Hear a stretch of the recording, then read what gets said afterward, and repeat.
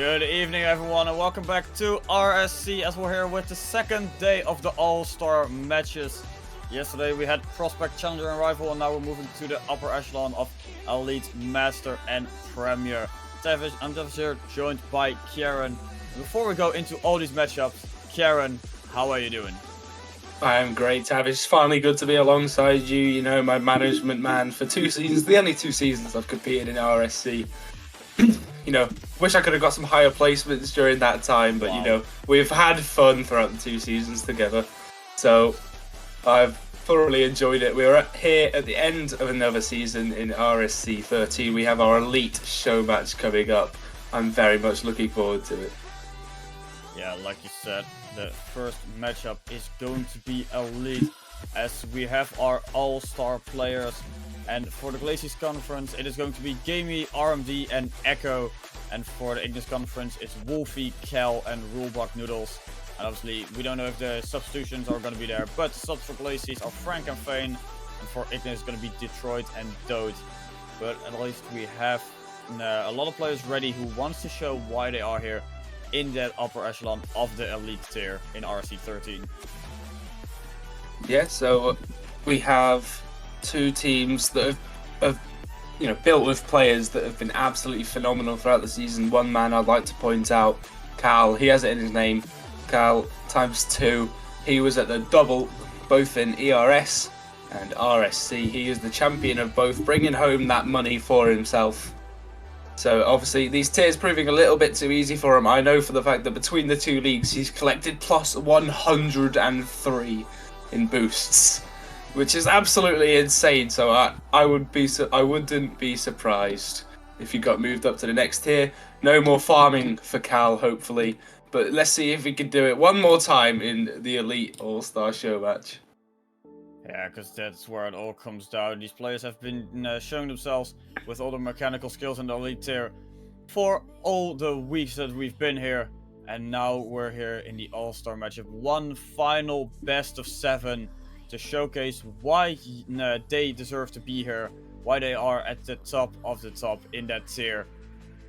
And we were just waiting for a couple players, but now we do have everyone here in our lobby. So let's get this show on the road.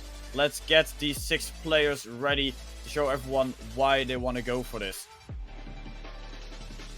Alright, as the players join the lobby, All-Star Blue and Red. On one side, Gamey, Bossman Fank and RMD. On the other side, Cal, the 2-time champion, Wolfie and Detroit. Wolfie and Detroit we saw face off against each other in one epic showdown in the lower final. I think it was Detroit that came out on top. You can correct me on that if I'm wrong. But today they work on the same team with Cal, the man who was able to top both of them. But on the other side they have 3 very tough opponents who will have to face in this best of 7 coming up. Yeah, it's going to be a close match, but also, like I said, a lot of these players have never teamed before, or maybe teamed in previous seasons, so they're not used to each other that much, and now they have to adjust a little bit. And a quick shot from Frank is so close to finding the back of the net, but it was saved on the goal line. And now double commit between RMD and Frank, again close to that Ignis goal line, might result in a goal. Quick shot here, Frank follows up, and there is the first goal for Glaciers. There you go, the Glaciers Conference getting off to a hot start. Detroit pops up the wall, isn't able to follow up. Don't think he had much boost. Gamey just gets a free challenge, pops it off the back wall, and Frank is able to pop that one into the back of the net. They leave 1-0 after 50 seconds. Still a lot of time left in this game, in this series, in fact. Yeah. But there we go, Glaciers hold the lead early. Yeah, like you said, there's still more than enough time. They're so close for RMD to get that second goal, but Detroit denies with just a beautiful save there. Cal here tried to keep the ball in the middle of the field. It's a little bit of an awkward touch, but it stays there. An immediate counter from Glaciers. Double touch attempt here. Demo on Wolfie, so there is some space on the Ignis side, but no one from Glaciers really capitalized on the space. Yeah, there you go, a team bump on from Wolfie onto Cal, and now it goes across the blue net, but still not dealt with too well, and now RMD will take this up. Can't get the touch off the ceiling, falls in front of the net. They're right in front of Cal, fortunately. For the Ignis side, now Wolfie will look at the free shot. Cal trying to get the bomb, doesn't get it, doesn't matter. Into the left side of the goal it goes. Wolfie ties up the game for Ignis. Awkward touch here by Frank. RMD was in the middle of the net, couldn't go back anymore. And like he said, Wolfie only shoots to the left side, and it's more than enough to get that equalizer. Still 3.5 minutes left on the clock. More than enough time for both these teams to really showcase what they're made of. Maybe here we see another goal, but Detroit gets denied. And now Gamey will look to pop this up, gets a pop over one, takes Wolfie out the net. Out towards the right goes, and Gamey isn't able to put this one away, but finally RMD be able to finish off his touch off the backboard. And they get their lead right back. Lovely play from the Glaciers side game onto the backboard. Cal and Detroit both can't reach it, and RMD slots in between them, just under the bar, beautifully fitted. The lead comes right back for the Glaciers team. Yeah, that was a beautiful team play. One touch led to another, and then it was a beautiful finisher to take that lead. And now Frank already up looking for something Cal denies, but then it's an awkward touch from Cal. Gamey follows up, and there you have that third goal that is just gonna extend their lead. There you go. Cal doesn't get that touch, but Frank saying zero chem. Wolfie mentioning how Detroit is just retired. But no, we'll see what the old man has got for himself. Cal, champion, the one who's still fresh, just puts it past Wolfie. And now R&D will come up the other end towards the backboard. Once again sent away by Detroit. Zero boost, gets a touch. Can he follow on this? Yes, he can. Into the middle it goes. R&D, however, the first two will look for the sidewall, gets the double though. Now Cal's able to launch down the other end. Wolfie connects, but the attack fizzles out quickly. Yeah, Detroit tries to keep it alive, puts it on the backboard. Not really any opportunity to follow up, but in the corner still has enough time. Goes for a quick shot. Beautiful save by Gamey within the to keep it out. Now a banger on the other side finds the bottom of the crossbar. RMD gets the fourth goal for Glaciers. Yeah, and this is just an absolute hammering. It would seem right over Wolfie this goes. There was no chance of him getting to that. He would have had to pre-jump for that yesterday.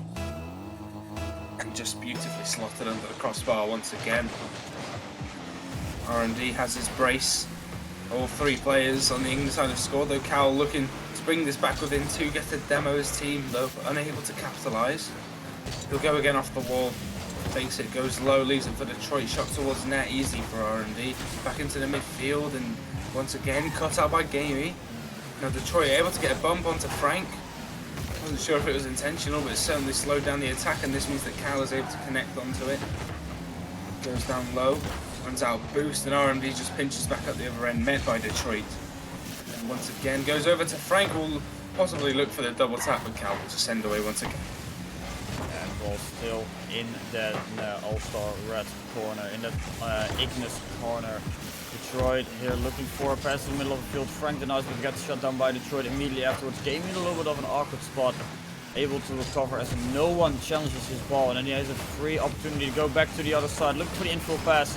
And Gamey does get a demo on the goal line, but it was a little bit too late to really make a dangerous opportunity. As Wolf here goes for the infield pass, no one of his team able to follow up on it.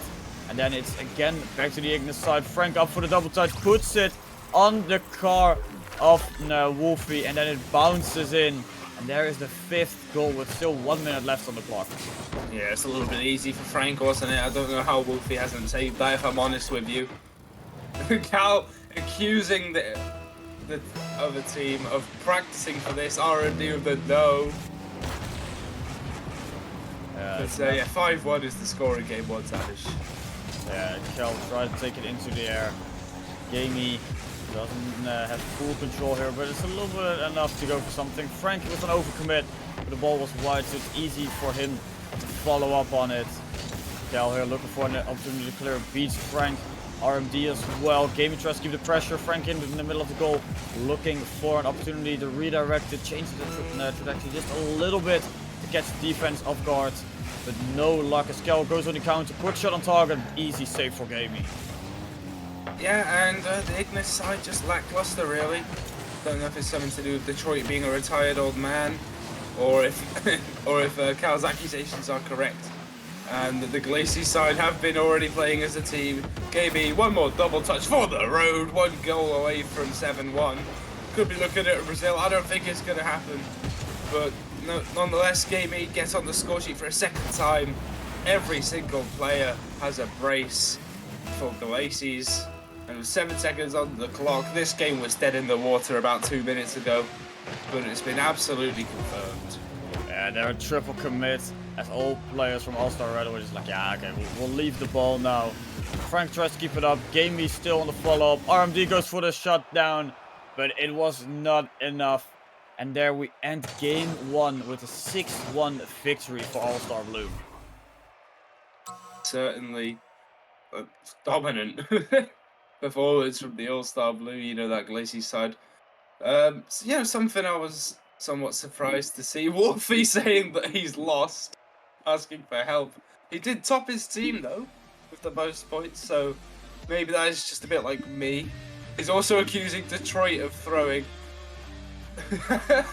The banter going on in the chat is absolutely hilarious in the minute, but Tavish, I am looking forward to game 2. I think Ignis will be able to bounce back.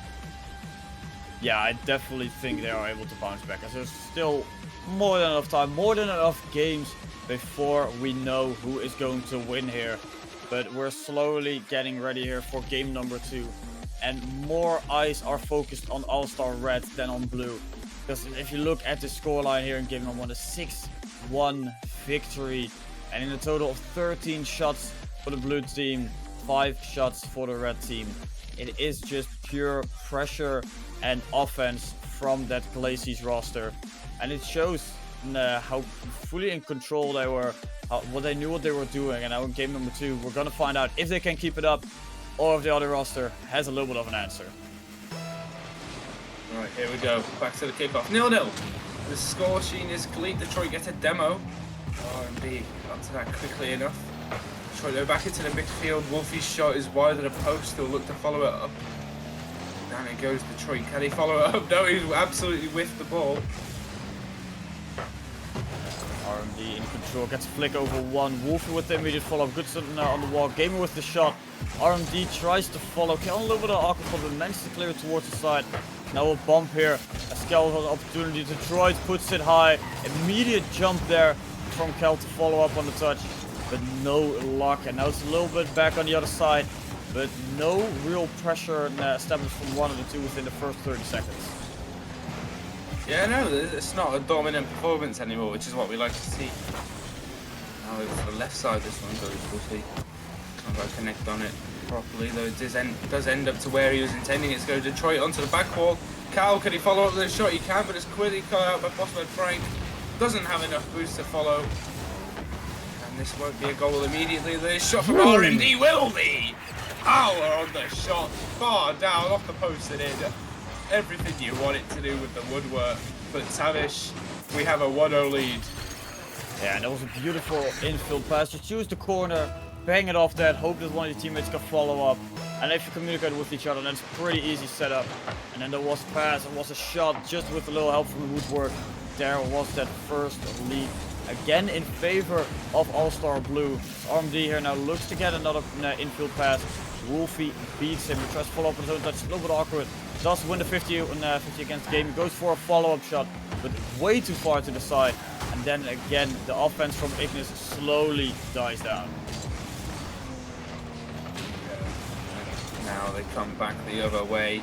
The Glaciers team, All-Star Blue, looking to create one more bit of pressure. That touch from Gaming doesn't help. That was a pass towards Wolfie. The pinch between him and Detroit goes wide.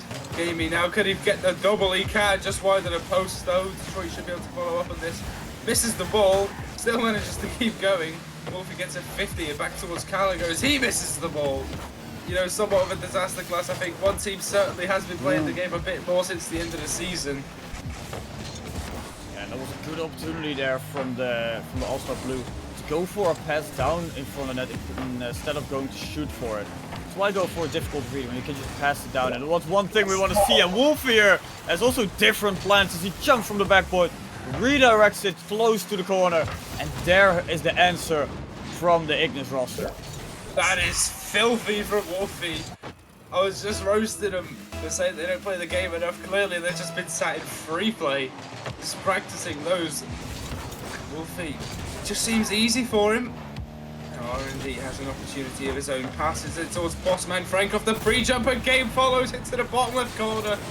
And Wolfie's efforts and the entire team of All-Star Red's efforts is immediately shut down with this quick play from Blue.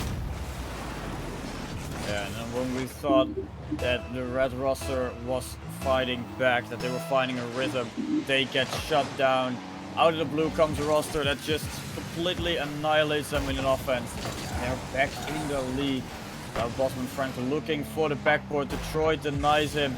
And the offense from the Glazers roster is still up.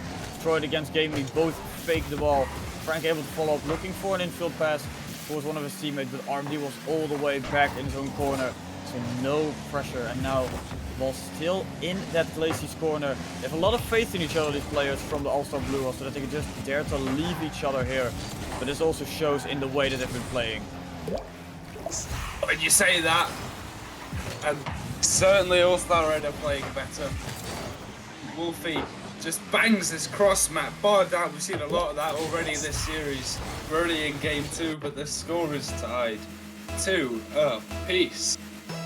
And here we go again. What do we have in store for the rest of this game? Not an absolute blowout, thankfully, Tavish. You know, we wanted an entertaining all-star match. We're certainly getting it now. Maybe not the high-intensity peak performance that we saw in the playoffs, with some of these players sort of retiring a little bit after the season, but it's certainly impressive. The pre-jump from Wolfie almost pays off. And this one, I think he's just going to bounce in. No, it's not. Frank puts it wide. And this game is providing entertainment, whether it be pure entertainment factor of skill or whether it just be some comedic timing. I don't know if I cast the curse thing, because this one's going to go into the bottom of the net. All-Star Red Savage, they have a lead. Yeah, Gamey not making contact, and Frank thinking it's going to be a high shot. Reacted a little bit too low when he realized that it was going to go low. And there is for the first time a lead for All-Star Red. We were waiting for it, and like I said, it's way closer in this matchup. Now Cal here looking to extend the lead even further. Goes for the backboard, gets denied by RMD. Passes to Frank. Frank also looking for the backboard, takes it past one. Looking for an infield attempt here. Game with a soft shot. Now RMD has to rush back a little bit to clear it towards the corner, but Wolfie towards the backboard looking for a double. No luck. Fortunately not happening for Wolfie. Amy now up towards the corner, trying to tie up the game. Lovely little pinch to go right across the net. Bit too quick for his teammates to react. No Cal. Musty flick, doesn't get any sauce on it though. Still Detroit able to follow. Frank blizzes one up high. RMD up for it. Wolfie also up for it off the backboard. Gaby, can he put this one into the back of the net? He can as he slots it. And we are tied again.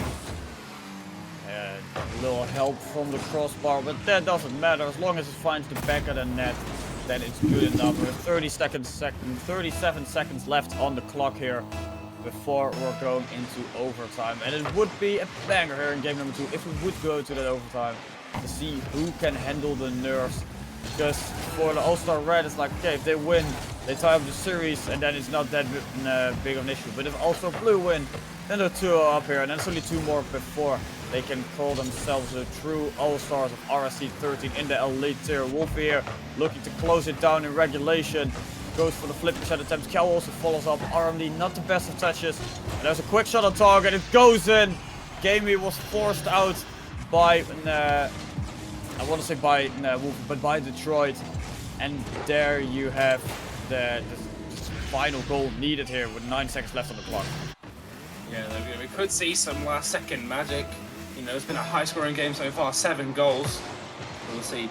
Positive kickoff for All-Star Red. And now coming down to 0 seconds, this ball could hit the floor. Gamey though keeps it alive for now. Cal shuts it down and we are tied up in this series. All-Star Red rebound from their troubles in game 1 and tie up the series. Yeah, we're tied up here in this series. It went from a best of 7 to a best of 5. So more than enough here for something to happen. As we finally see the power of All-Star Red, Wolfie, Detroit, and Cal really teaming up, really going for it, and linking up with each other, and really taking a good fight here to this All-Star Blue roster. Sorry, a bit of a delayed reaction there from me, but yeah, one banger of a game, especially Wolfie with that brilliant shot off the backboard. It was so lovely.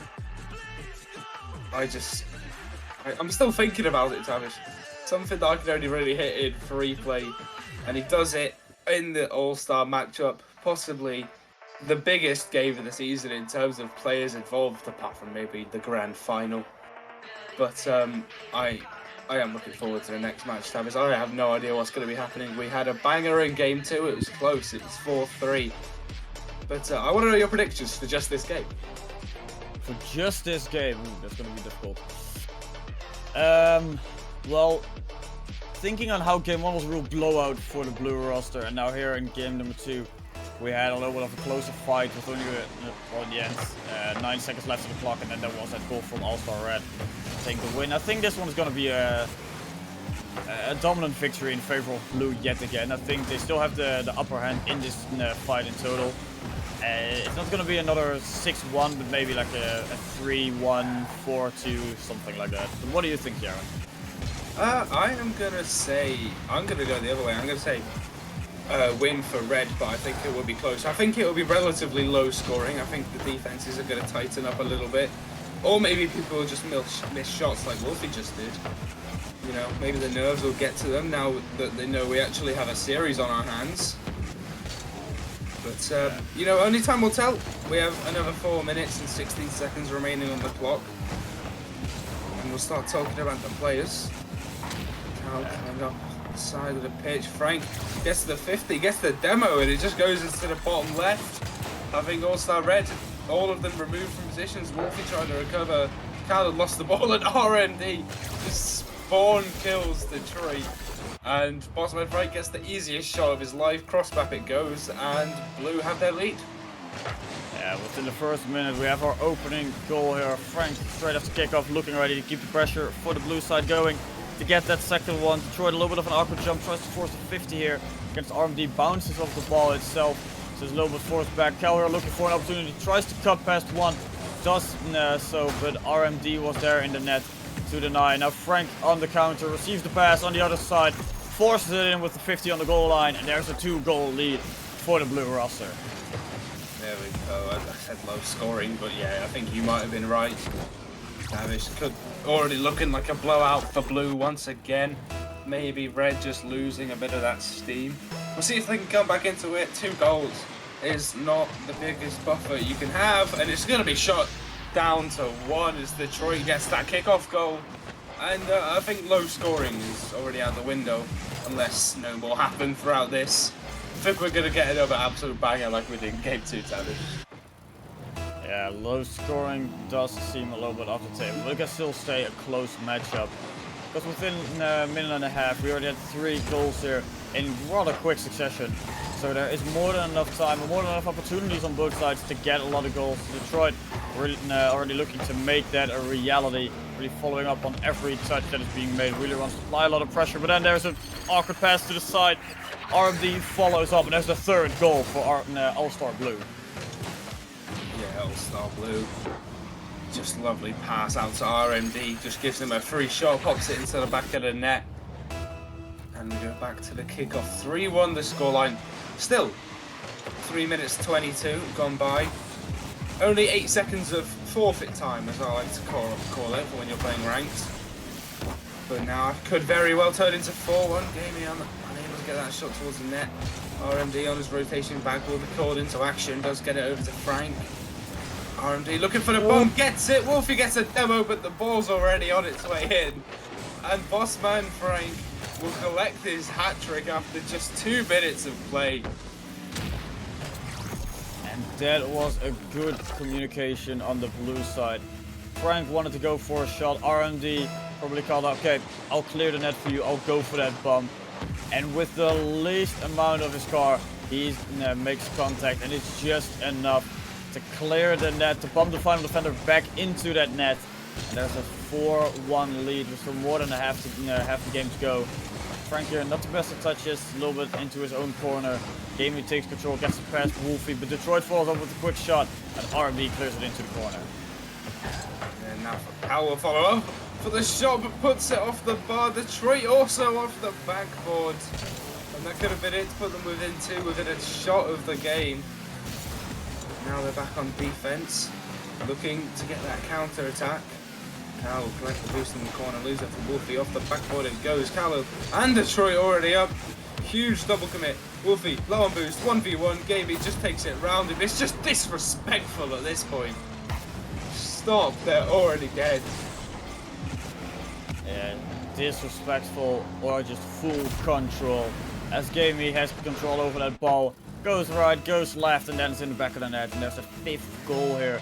Still 2 minutes left on the clock. So much time left. We might see a couple more goals from the blue side. We might see some answers from the red side. It all comes down to who will stay true here in this game. For red, they have to adjust a couple things, and I don't think they're going to do it mid-game. I think for this game, it's rather done for them. They're going to focus on the next game already. They're now looking for a little bit of momentum in their favor. Maybe an opportunity here. Gamey almost shoots it in his own net, but managed to touch it just high enough. It was an awkward ball nonetheless. Yeah, now, oh, Cal looking for the tight angle. Yeah, you say this game is put away. They could be getting a 6th. They got it 6-1, just as it was in game 1. RND just puts it away. And at this point, they're gonna look for the Brazil, and then I think they're just gonna keep it. Like, there's not much more to see in this game. I think we'll go into game 4 and hope for another close one, like we had on Forbidden Temple. Otherwise, this series is just turning into an all-star blue rout. Yeah, it does look that way already, but knowing that game 2 also happened, and that was a red victory, we know that All-Star Red can bounce back and can apply a lot of pressure and get the goals in.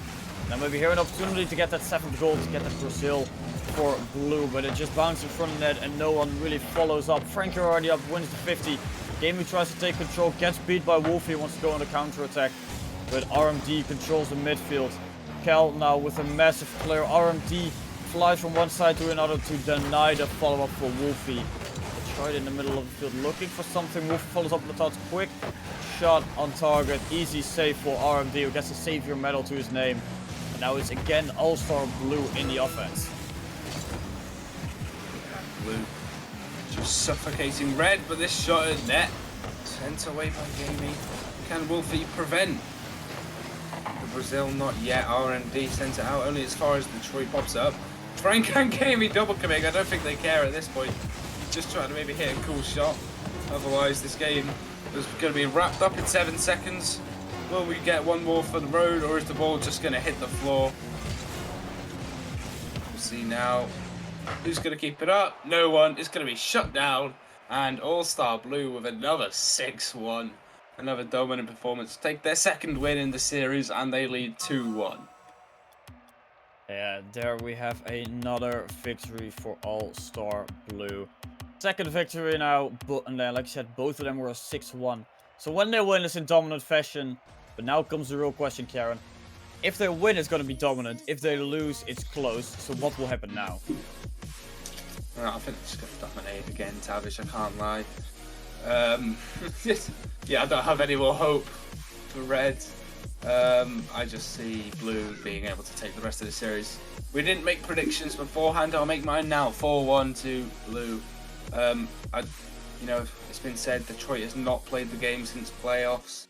As far as I know, Cal didn't have the game installed after playoffs. I think blue, they're just in better form. They've just been playing a bit more. So yeah, that's what I think I'm going to see throughout the rest of the series. There's not much more. We would hope for a little bit of content. Otherwise, we'll see if red can fight back. If the Ignis team can fight back, the one with the champions.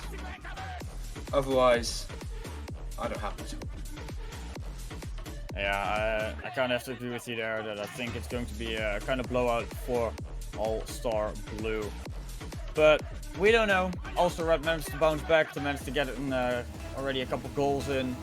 So we know they can score. We know they can apply the pressure that is needed. So it comes down to that. Can they do it again? because so far they had one good game, the other two were kind of scrappy, where they only managed to score, well, 1 goal in both those games. So it now comes down here in game number 4. Can they equalize the series score yet again, or will they go down? That they give Blue a match point opportunity here for RMD to already open the score line, but he was so aggressive that it already bounced out. So no luck there. Frank are looking for an infield pass opportunity. RMD tries to follow up, but the shot is weak, and then that's an easy clear. Yeah, now here come Red back on the attack. I think that was Gamey in Detroit going for a little dance up the wall. Wolfie, just a 50. Gets it past Gamey on low boost. RMD has to turn. The corner boost steal coming out. Detroit. Good challenge in the air off the sidewall. Cal pops this into the midfield. The Wolfie is waiting. He's going to send it back to Cal. Doesn't quite beat Gamey. I think he just missed the ball. Now RMD, what can he do? Mostly down to Cal, who collects. Can he force the lead for Red? They desperately need it. He can. The solo play from Cal after receiving the pass was good. Look at that. One fake and just through the other two. Beautiful from Cal, and they take the lead. Yeah, Cal there in, well, I wouldn't call it control, but he was close to the ball. And when no one from the blue team challenges him, then of course you're just gonna keep trying stuff until it finds the back of the net, and that's an easy pop, follow-up shot. And there, like I said, is that first lead again for All-Star Red. And now again on the counter is the blue side. RMD up, gets beat by Detroit. Frank tries to follow up 12 with Wolfie, denies, and now a bang over shot from Wolfie to the other side. Gamey clears it, looking for Frank, but Wolfie now being the aggressor here. Try to keep that ball in that blue side. All players from blue really close to each other, looking for some passes, but nothing, no luck there. They really try to find each other, but Red is now kind of figuring out how they need to counter this all-star blue roster. They're trying to intercept as many passes as they can. Cal here also looking for a solo play, and again finds the backboard, but not the back of the net. Close, but not close enough for Cal. Wolfie leaves this ball. Cal now. The man who's really been the star of his team, I think, if you would agree with me, Tavish. Throughout this, Detroit shoots this one off the crossbar. Cal again tries to set it back into attack mode. Gamey pops it up, runs out of boost and a 50 in the air. Cal collects off the sidewall, pops it up to Wolfie. But also 0 boost. Bossman Frank's going to get a free touch, gets it round 1, doesn't get it past 2. And very impressive stuff now from All-Star Red. I was going to say they're holding their lead and they're going to expand it. Wolfie just has an open net to look at. Yeah, it was Frank and Gamey there. Oh, double committing on that ball. Frank went high, Gamey went low. Neither of them really got a solid touch on it. And then it bounced back to the middle of the field. And you're looking at RMD like, well, what am I supposed to do? I'm the last man standing here. And then if you see 2 players from Red going your way, then you have to kind of make a choice. RMD here again, last man in defense, goes for high, ball bounces low, and there's the 3rd goal for All-Star Red. Well, I was going to mention earlier that All-Star Red have not managed to concede less than 3 goals in a game. They now scored 3 for themselves. It took them 4 to win the game last time, but it's been a much cleaner performance, I think, from the Ignis side. I thought they were going to get blown out in this game. Certainly not what's happening so far. Wolfie dropped down. Gamey just about manages to get the save, and RMD will send this one away. And maybe it's just the rust coming off from All-Star Red. They got the polish out, some WD-40 as well. Fix up those axles. And maybe, just maybe, Tavish, we'll be looking at a very close series as some chaos in front of the net unfolds, but it will not enter. Yeah, Frank had such a good opportunity to get their first goal here. And now RMD took it into the air, looking for an opportunity. Gamey as well now in the corner, looking for follow-up, looking for a shot on target to get a glimpse of that red net. Because so far here in game number 4, no one from the blue side really had a good look at it. And Red had a good look at the blue net, as they already mentioned, scored 3 times. There's still a little over a minute left. So how many more goals will we see from All-Star Red, or will we finally get an enter for All-Star Blue? Otherwise they're going to be shut down here in this 4th game. Well, that's not what you want. You know, Red have still managed to score in every game. So that'll be one thing to hold above Blue's head if they cannot find a goal. You don't want to be shut out in a game like this because 4-2 won't look like a very dominant series score. If we were just to see what we had in games 1 and 3. Otherwise, Tavish, we have a series on our hands because with 30 seconds left, I dare say this will not be changing. All-Star Red will take this game. We will go to a 2-2 series. And we'll be looking at game 5. Match point will be taken after 5 minutes. And Blue won't be shut out. They do find a goal with 15 seconds left. But Tavish, if you agree with me, this one is over. Oh yeah, this one was already a minute ago over. As you can see that Red was fully in control of this game. They're not gonna let it go, but the question was more for the Blue side. Can they score? Can they create a little bit of momentum in their favor? Because that's something they truly need when we're going into the next game. If you cannot score, it's gonna be very difficult to get momentum in the next game. But RMD here does get one to bounce in, and now it's 2 seconds left on the clock. There is an opportunity here to get that overtime, but it all comes down to how good will a kickoff be for All-Star Blue. Yeah, and I don't actually know what happened to Cal there. He just sort of let that one go, but it will hit the floor. We do have a 3-2 finish. It doesn't look as dominant as it was from All-Star Red, but they finally do get a really good game for themselves. Both the games being 1-goal wins, but I dare say that was a 2-goal win, and Cal just having a bit of fun letting it go in at the end. But yeah. Tavish, we have 2-2 series. Yeah, we went from a best of 7 to a best of 5, and now we're here in a best of 3. Because, well, there are only 3 games left, so let's see who is going to win it. But now, like you said, the team that wins next is on match point, and not even on 1, but on double match point. So, I'm just gonna ask you straight here, Karen. Do you still think that All-Star Blue is gonna win this one, or with the way that All-Star Red started this game number 4, do they have a good chance to bounce back? Yeah, I thought it was going to be a 4-1. Apparently my predictions suck today, so I'm not going to make any more. Yeah, sorry to disappoint you. Yours weren't terrible. You asked for a blowout earlier, and you received. So, from what I think, we're just going to go with your prediction. You make yours. Yeah, when it comes to All-Star matches, I've learned one thing. I'm not gonna predict this. Because you never know what is going to happen. If it's league play, then it's pretty easy to make predictions sometimes. Because you have a top team, you have a bottom team, and then it's like, yeah, okay, we know what's going to happen. But with All-Star, most of the time, these players, they haven't teamed together for more than 9 weeks. Some of them haven't even played together. And then in All-Stars, maybe they scrim a little bit beforehand, like some don't even scrim. It all comes down to what the team wants.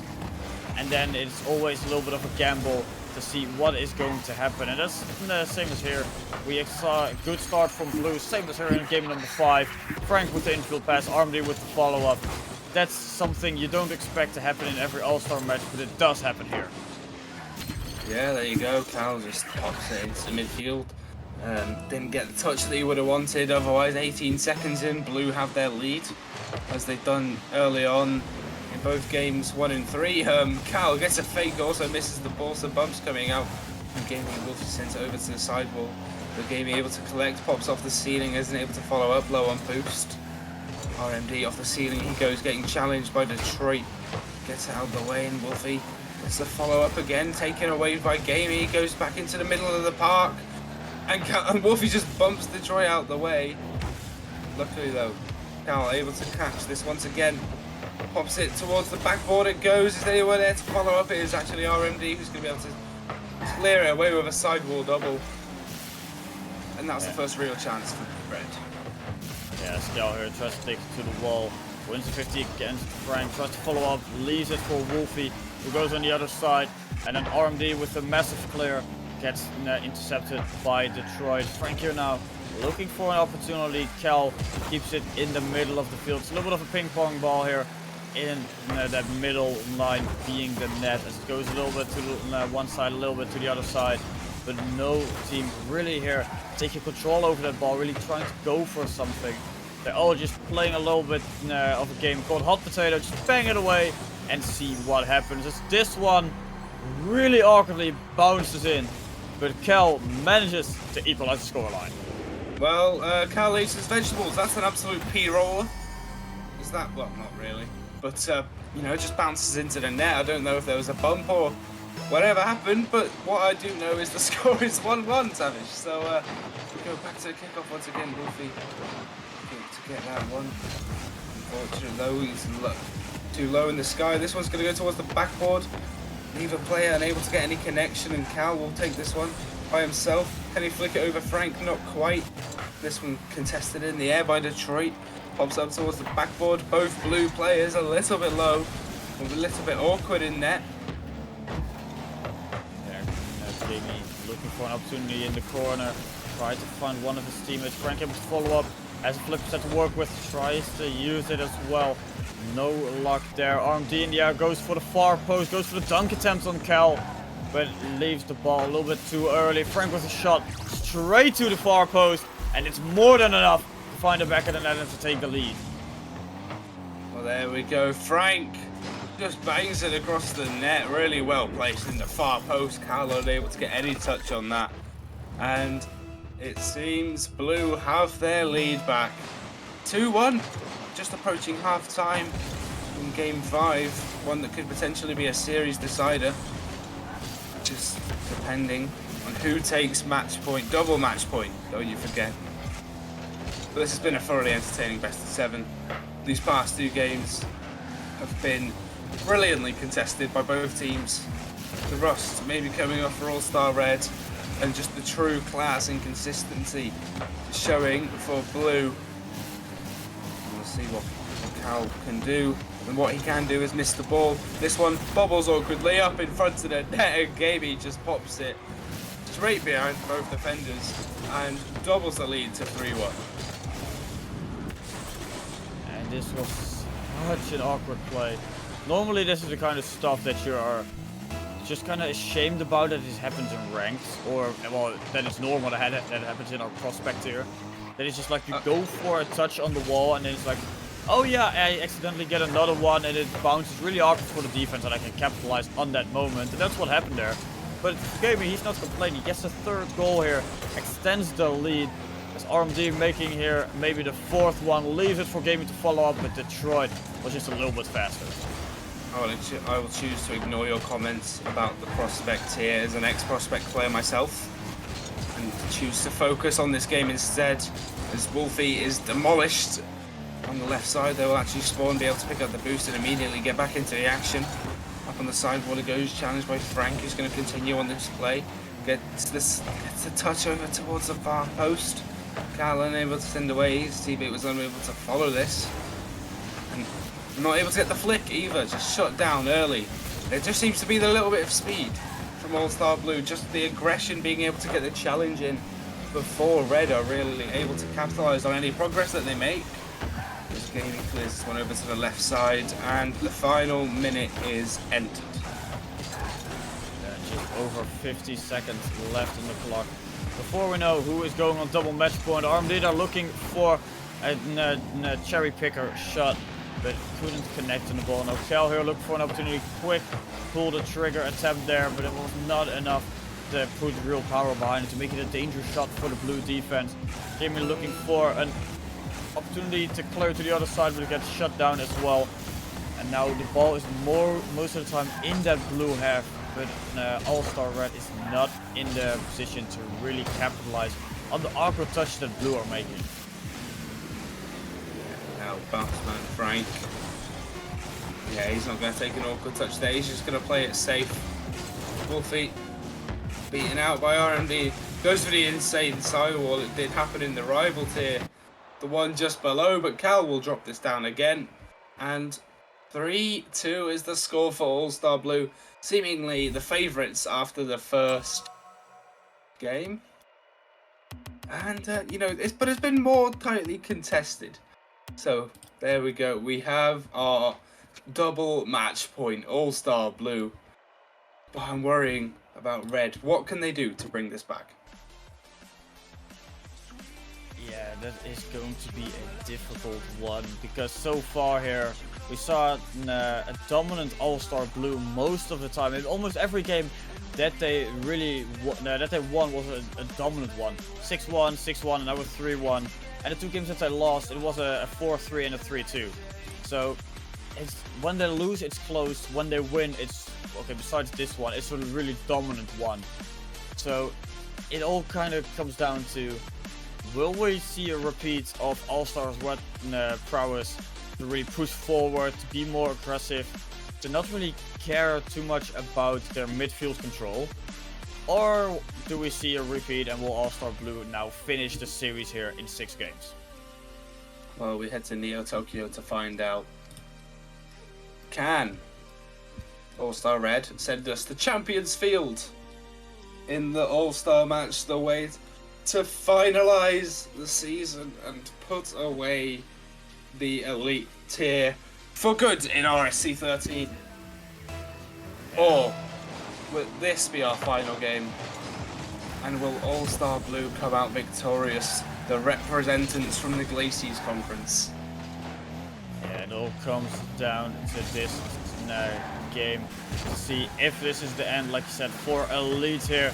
And this one does look like Blue wants to end it here. Gamey from the corner gets just one touch. Detroit makes a little touch of it as well, and then it's a fake in front of the goal. That's more than enough to catch out the defense, and there is the first goal after 15 seconds here in game number 6. Well, one thing I'd like to point out is that Cal has been swapped out for Doherty. His teammate has replaced him. And here we go. Detroit sends this one down. Doherty, the new man on the pitch. Maybe a fresh set of tyres as he actually gets an assist within the first minute. Beautiful play from Doherty, the man who was challenger in the season just before this. That was absolutely fantastic. Off that sidewall, that might have been going in. But that was just absolutely brilliant. And, well, Detroit able to follow up on that. And they have their lead. They have tied up the game.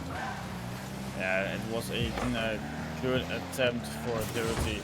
And then you could already see Frank was going to clear it, but Detroit thought, no, this is going to find the back, and then dunks it in. And like you said, there's the equalizer. But still 4 minutes left on the clock. First minute come and gone. We're all tied up here, one piece at all. Frank here looking to take the lead back for the Glaciers roster. But no luck as Wolfie goes here for an opportunity on the other side. RMD in the middle of the field. Bangs it. Doty already up. Looking for Wolfie who pre-jumped that attempt here. Detroit also looking at the ball like, I can go for this. But recognizing that it was a little bit of an awkward opportunity here. Shot opportunity for Detroit after the pass from Wolfie. But RMD denies. And now we stay at 1-1. This game thoroughly entertaining. Doherty certainly bringing something new to the field, a different style to Cal. Maybe something that is just surprising All-Star Blue a little bit. The man from Drake's, the one that went from Challenger, completely skipped the rival tier to end up in Elite. What can Doherty do? Almost drops that one off the double tap. Wolfie looking to follow up, unable to get this, and just Drake challenges again into the corner it goes. Trying to beat out Game, unable to do it. Doherty can't get the double into the middle of the field, and this will just be an easy clear for All-Star Blue. And there was Gamey looking for a dunk. Detroit recognizing that, thinking, okay, I'm going to clear this one low, didn't want to take the risk. RMD now up in the air, looking for an opportunity against Detroit yet again. Gamey with the follow-up shot, finds 3 defenders of All-Star Red waiting in net to save his shot. RMD looking for an opportunity, goes a little bit too far to the right side, and then it's on the post. Frank in the middle of the field looking to keep the offense alive for All-Star Blue, for the Glaciers Conference, to take the win here, to take the series. But every time when we see one player from Blue going forward, it's denied by 2 red players. And now here we go, Doherty. Unable to put that one just in between the post, saved away once again. RMD off the sidewall. Detroit already up for it. Towards the back wall it goes. Bossman Frank, what can he do? Not much. Shut down by Wolfie. Could be open for Detroit. But once again cleared away by Blue, but they're feeling the pressure now. Red absolutely knocking on the door. Doherty will just give up on this one, knowing it's a lost cause, and Gamey will bang it up the field. Wolfie intercepts over to the right side. Doherty, what can he do with this? Takes it up off the wall, down the side. RMD challenged up into the midfield. It goes. Wolfie, free shot, sneaks it under the crossbar, and Red have their lead. Doherty here, beautiful touch. And then Frank wants to follow up, deny the shot, but Wolfie was just a little bit quicker. And like he said, it's more than enough to take the lead here. 1:29 left on the clock before we're going to game number 7. The dreaded game number 7. But RMD looking to keep the pressure alive. He doesn't want to go there, at least in overtime in game number 6. That's more than enough for him. Game here looking for an opportunity to Detroit denies. Frank wants to push forward, but saw that Wolf was already there. Had to hit the brakes a little bit. And RMD again going for the ball, looking for an opportunity. Gets the double. And there's the equalizer. That's the breakdown what happened here. RMD just pops it over one. 50s the other and sneaks it behind Detroit with the double off the post, just making his car big. And there we go, they tie it up at 2-2. You were saying an overtime might very well be enough. But a minute and 8 in regulation is plenty time to score, as it could happen immediately. Unfortunately, RMD back in time from the corner boost to be able to flank this one. Doherty bumped off the side wall. Gamey gets the flick up the field. RMD isn't going to be able to hit this one immediately, but dangerously popped up by Detroit in front of his own net. That will be able to look to follow up on this one. Gamey sends out towards the left side. RMD collects, pops it right in the centre of the field, and Doherty sends away once again. Gamey now in the air, has an opportunity here with the air dribble to get another goal. Puts it a little bit too far to the side and it bounces away. Frank now alone in defense against Detroit. Frank not the best touch, puts it on his own net, and that is an easy touch for Detroit to get the lead here. And Frank just with a horrible whiff to put it back into the own net. And 24 seconds left. Tavish, All-Star Red 3, All-Star Blue 2. But never mind, it's going to be 3-3. We're so close to going to overtime. This game is just left, right, tennis match. I don't understand that 50, but somehow it finds the net. Yeah, and there we had Frank straight after kickoff, like, I'll just go for a dunk and hope that something good happens. And while something perfect happened for him, he reads it like it's supposed to be, and it bounces up. But Wolfie here looking for a double. First touch a little bit too hard. No. Follow-up shot here for Detroit. Goes on the left post.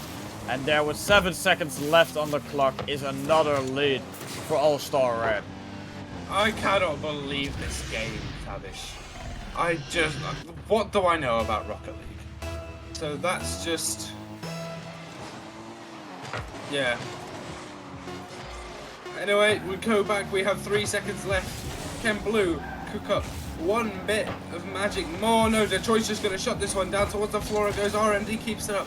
Wolfie just takes this one into the corner. Can he find one more? No, this one hits the floor. Tavish, we are going to Champions Field in the Elite All-Star Series. Yeah, we are going to that dreaded game number 7. Well, we say dreaded, but that's mostly for the players because no one ever wants to go there.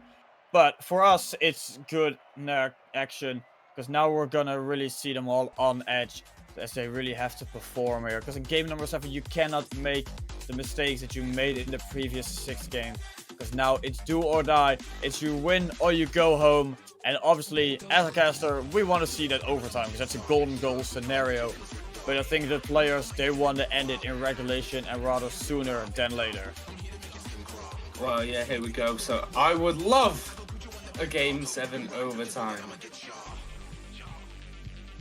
So, Tavish, game 7 is upon us.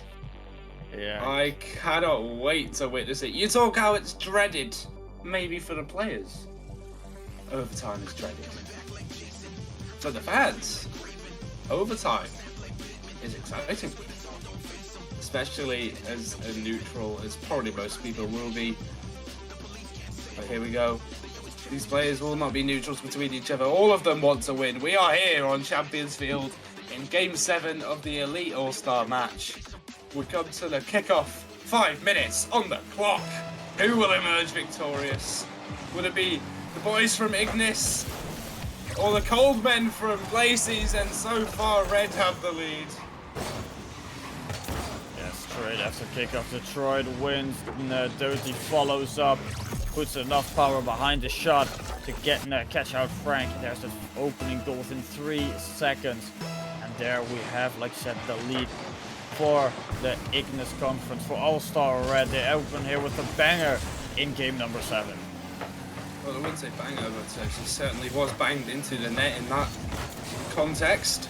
Wolfie now, big clear out, gets the boost. Detroit is going to be able to follow up on this one, up to where Wolfie is waiting. Drops it down, Doherty, can he put it away off the bar? So close yet so far, but they'll try again back towards the midfield. The bossman Frank just waiting on the other side, but Detroit able just to send this away from him. He comes back into the midfield, but that demo will open up the space for R&D to clear it up the field. We'll look for the touch. Oh, right in front of the orange goal, won't happen just yet. Gamey, can he get one more follow on it? Challenged by Doherty, and he'll be able to just bring this out up to the halfway line. Shot comes and denied by Detroit once again. Yeah, RMD is now still lurking there for the target, looking for an opportunity. Gamey looking to keep the ball up here. Frank tried to go for it and didn't have enough boost. And now Doty on the other side looking for a double, leaves it. And as Detroit jumped for it, now it's Gamey against Wolfie looking for a goal here. But Detroit interferes from the side, and there's a save. So now it's again back to scratch for the blue side, as they're looking for more than enough opportunities. But so far, Red really looking like the top team out of these two. But certainly they could get a second goal here. It's just free for Doherty. That couldn't have been more open. All three players, I don't know where they're all going. Bossman Frank was beaten to the ball. R&D and Gamey, where are you going, boys? Just left their net completely open. And All-Star Red have a 2-goal advantage in Game 7. The series decider. This is the position you want to be in if you're Red, and they look confident. Yeah, as Doherty here looking for the backboard. Gamey denies, but it's not the best of touches. And there's Wolfie already to keep the pressure. Frank plays it towards the middle of the field. Detroit intercepts the ball, looking for the infield pass. Doherty already up. Puts it on the ceiling, looking for a way down to get that third goal here. As we just entered under the 3 minutes left here in this game. Detroit looking for an opportunity. Frank interferes. And now RMD looking on an opportunity here. Looks for the infield pass, but Doherty just a little bit too strong in defense and counters all the way to the other side. We'll come back again. All-Star Blue looking for that first goal to just halve the scoreline. But speaking of halves, we've gone through 50%. Game 7, 2 minutes 30 remain for All-Star Blue to find 2 goals. Looking for the first of them, you have to get 1 to get 2, and they're struggling to do that. Doherty, could he make it worse? He can! Puts it in the left side of the goal, and it's a 3-goal advantage for Red.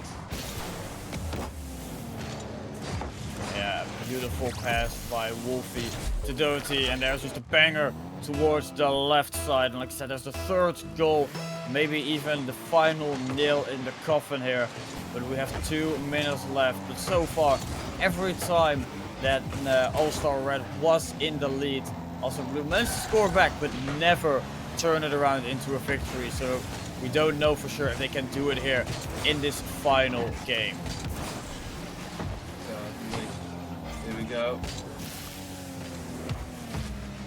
Wolfie just drops this one off the ceiling. Dangerous. Can they find a fourth?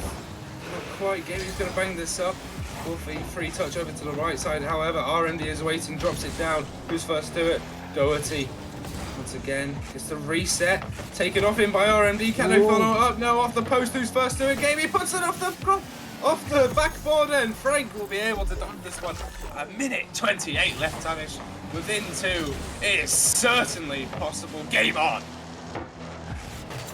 I was so caught off by this goal, as Gamey could have just let it roll over the bottom, and then it was just like, there's my goal. But no, he had to bang it all the way towards the backboard, and Frank had to jump for it. But okay, in the end, a goal is a goal, and Frank here already looking for his second, does find RMD, wants to follow up. Frank doesn't follow up, and now Gamey has taken it back towards the wall to start the offense again for All-Star Blue. But Wolf here towards the backboard, looking for Doty. Doty with a shot on target, but RMD denies, and there's a save needed to keep the blue side alive in this final game. There we go, the final minute. RND finds the second goal for blue. Now, can they find one more in 59 seconds? That is the question. Will they send us to overtime?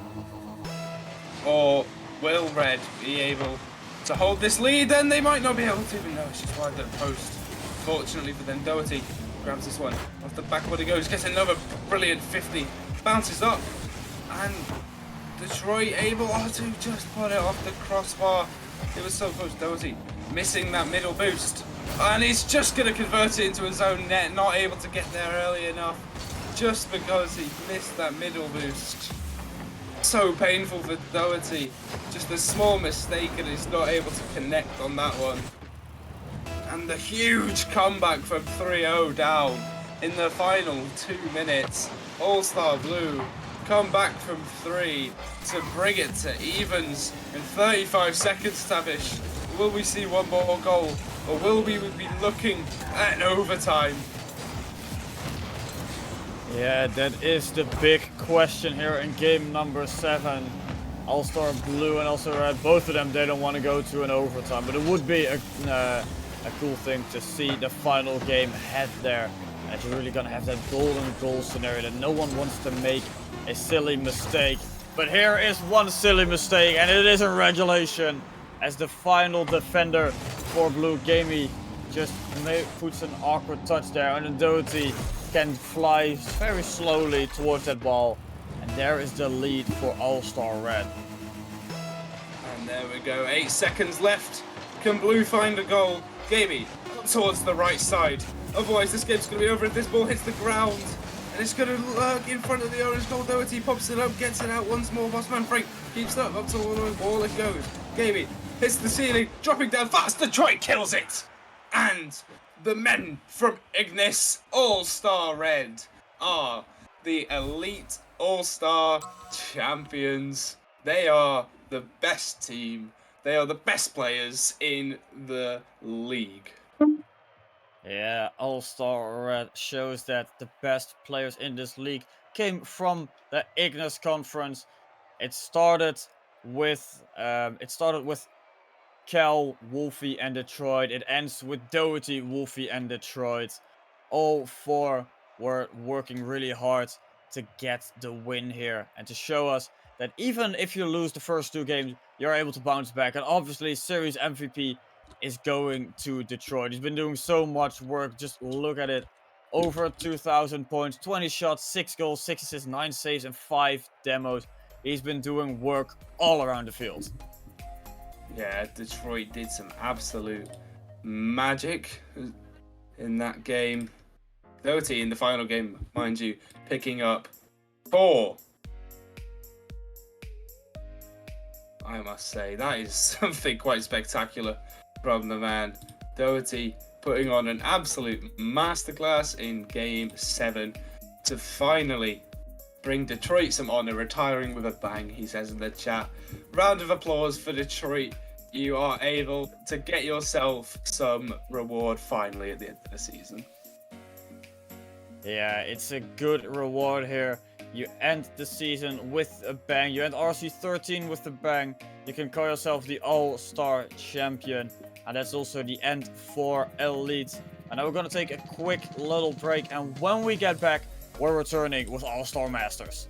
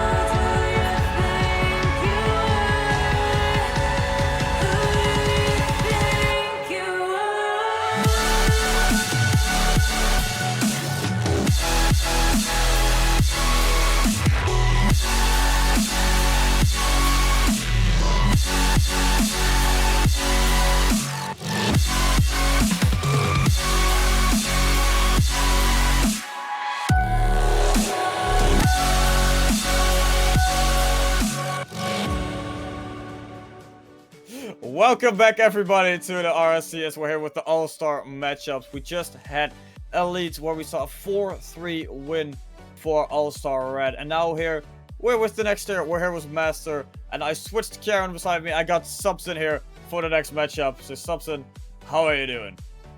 I'm doing brilliant. I mean, the chance to watch a lot of these players who, I mean, many of them didn't have a chance to maybe prove what they would have wanted to prove in Master, but now given this second opportunity where it through this All-Star, and I feel like both these teams, both the rosters are going to want to take this. I don't know about you.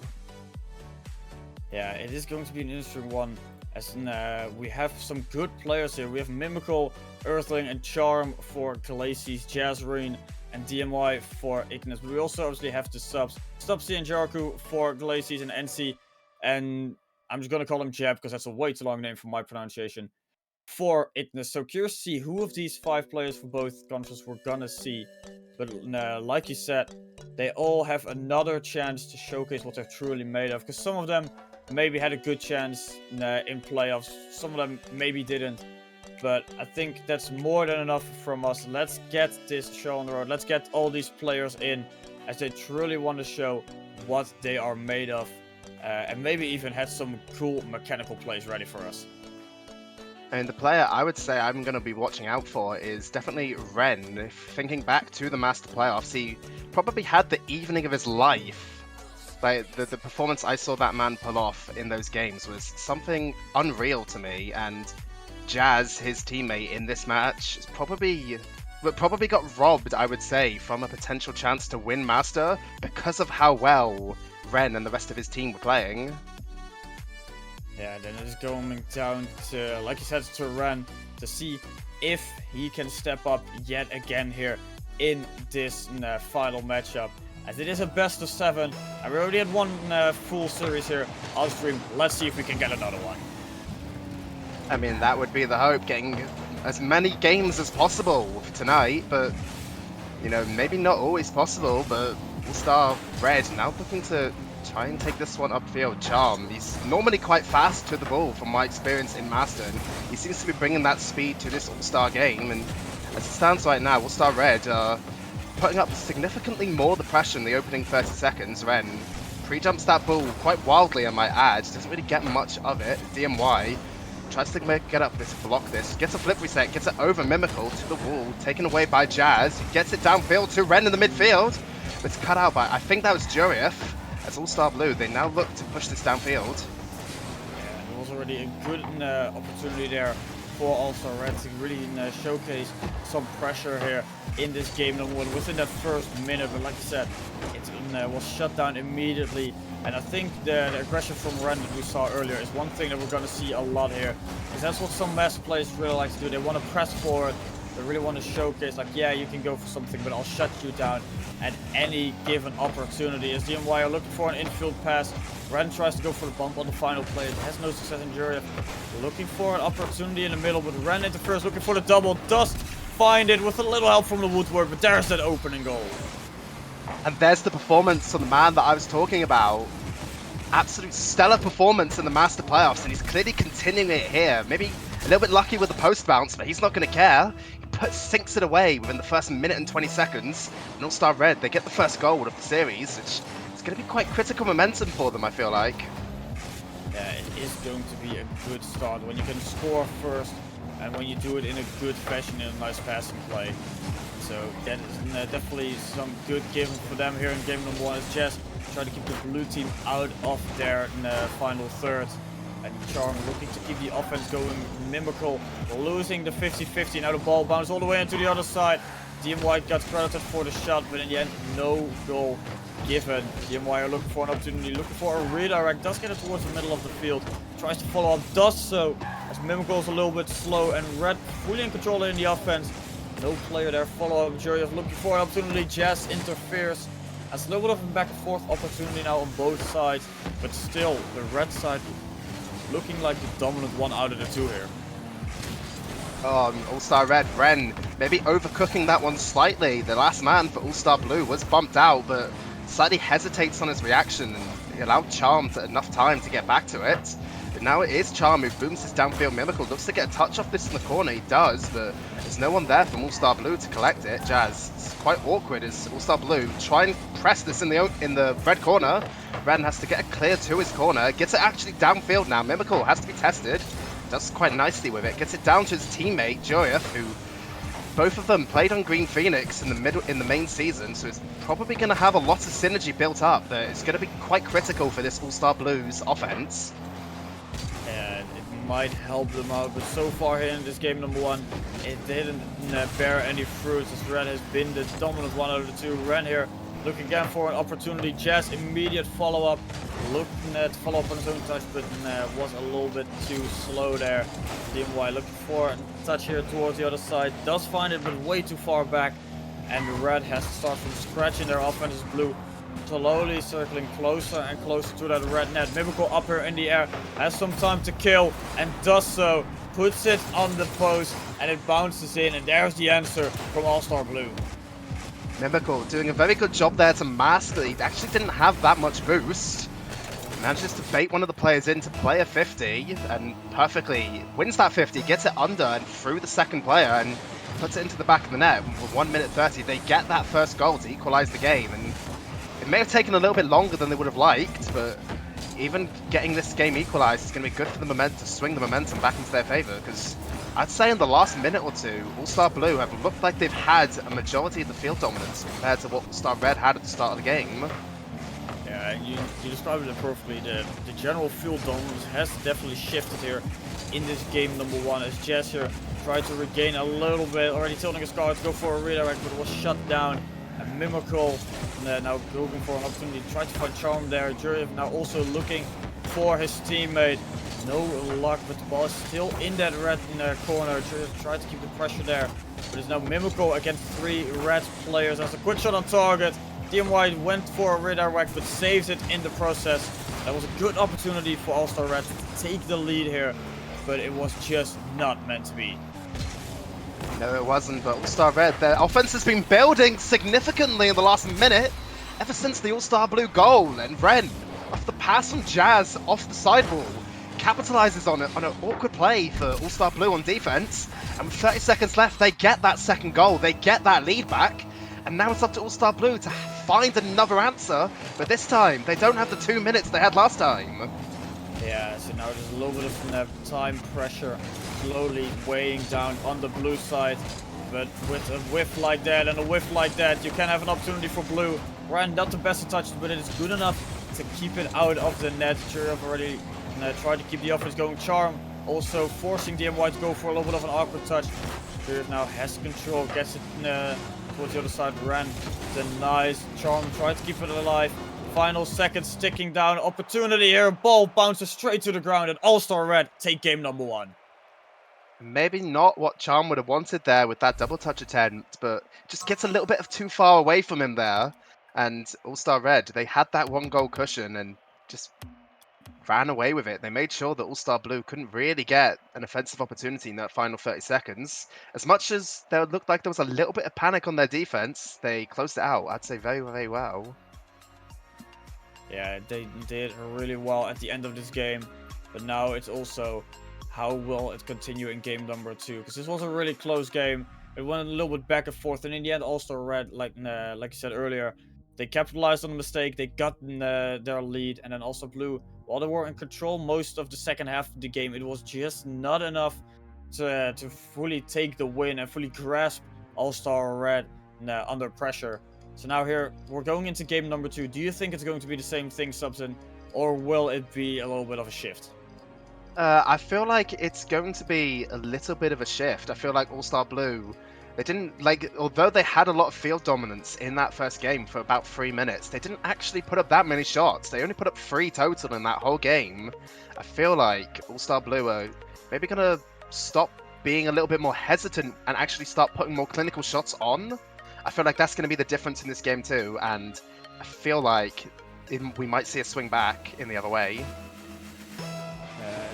It obviously comes down to can it happen, but the clinical shot that you mentioned is obviously one thing that we're really looking out for here on both sides, but more for All-Star Blues. They really have to use it to their advantage. I think they had the better opportunities. Mimical here looking for an opportunity, only to get denied by Jazz. Ren looking for a clear as Jazz able to follow up. Takes his time with the ball. Gives also the blue side a little bit of time to really put themselves in a good position. Jericho looking for an opportunity. Gets a little bit of an awkward touch. Jazz doesn't go for it, and it gives Charm also position to go into a good defensive stance. Ren and DMY both up in the air. Ren goes for a touch. DMY doesn't take control. Gets the most awkward touch so far in this game, and there's a double touch opportunity for Joyev, who puts it towards the middle. Mimical able to follow up, and Blue score first.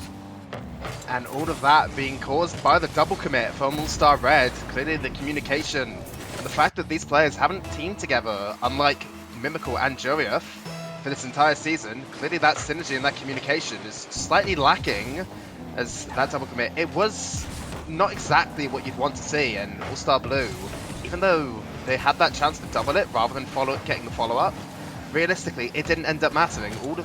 All of that mistake came from that error from All-Star Red, and they capitalized on it brilliantly, as it looks like they're trying to get a second goal. Actually, they're constantly keeping them locked in their own corner at the moment, not really able to get this ball even towards the halfway line, much less past it. Yeah, they're really struggling to break out, and Blue is slowly suffocating that red corner, really making it part of their own color. But so far, the defense for Red has been rather successful. But then where there's a moment like that DMY makes an awkward touch, and you see Jazz just looking at yeah, I don't know what to do with it. You give Charm an opportunity to just take an easy shot, and there's the second goal, and they extend the lead. Yeah, that defensive play from DMY and Jazz, that looked way too awkward for either of them. That's not exactly ideal, especially in the Master Tier, but you know, never mind. DMY immediately makes up for his previous mistake and gets a shot on there and gets a goal for All-Star Red. Yeah, Mimical's so close to following up, but then DMY was just a little bit faster, managing to slot it in, and there they cut the lead in half. 3-2-1 left on the clock, and we're still looking to Blue here being in the lead. DMY not the best touch there, brings it really close to his own corner. Mimical almost gets the credit for it and takes a shot on target, but then there's a counter on the other side. Mimical and Charm link up for a pinch attempt there, but it's just not enough. Charmer looking for another one, jumps forward rather aggressively, but no luck, no scar really paying off. Yeah, I mean, Charm, when he was playing in the regular season, he often was, for his team, that very aggressive player that often utilized his speed and mechanics to make offensive plays, and he's showing it off here a little bit. But Joyev, he takes a shot on net there, collected by DMY, takes a bit of control of it, passes it off to Ren, who just whiffs it and causes Mimical to fly straight past it. There has been, I'd say, a little bit more whiffs in this game than I was expecting from Master players. It's Ren and DMY double commit again, but there's no one there from All-Star Blue to capitalize on it. Yeah, we're talking about the whiffs. That is something that it's rather expected within the All-Stars, because obviously some of these players have teamed before, some of them haven't, some maybe in previous seasons, and well, most of them are rather aggressive players and not the all-round or really defensive players, as everyone really wants to showcase here what they're truly made of, also for the next season. And then, yeah, you're gonna make some simple mistakes, and a whiff is definitely one of them. And we don't see it on one side, we see it on all sides, and we saw it so far in all the tiers. So don't worry, you're gonna see a lot more of that. I mean, it certainly makes the game significantly more unpredictable, both as a player and as a caster. I love a good whifty, but you know, maybe not exactly ideal when you're trying to make an offensive play. What on earth happened there? I feel like I saw a defender for All-Star Blue. Yeah, there was Charm, but he just drives straight past it. Ren manages to muscle that ball past Mimical, and within the blink of an eye, the game's tied. When you think that the true team plays are coming out, then you just see someone in a Fennec or an Octane just think like, nah, I'm just gonna force it through. Ren did specifically that. And there is the equalizer. Ren now so close to getting another one. Leaves it for Jazz in the end. And Jazz just has to jump once and get a single touch. And there is the turnaround and the lead for All-Star Red. Ren, he's screaming, faking in the game chat. He's clearly trying to get into All-Star Blue's heads. Mimical clearly not having any of it though, just answering back with cope. I mean, yeah, it's surprising to me how quickly this turnaround has happened. Right as I'm about to say that. The three-man passing play from All-Star Blue. Charm to Mimical on the backboard, who actually doesn't touch it, he fakes it. Makes All-Star Red panic. And Juriev just comes in and collects it for the third goal. And when you think you have a stable game, then chaos really unleashes, and that's what happened here as well. One fake on one side, another fake on the other side, and that is a 3-3 equal game. 1 minute left on the clock. DMY looking for the infield pass here, doesn't succeed, and now Ren looking for an opportunity, puts it by accident on Jazz. Mimical able to follow up. Shot will be on the wall. Follow-up opportunity for Charm there, but it's also not good enough. And DMY wanted to take it into the air, bangs it way too hard. Really hard first touch. Mimical now goes straight to the other side. Mimical, he's got about 30 seconds to try and make something of this. Actually gets a bump. Jazz is awkward.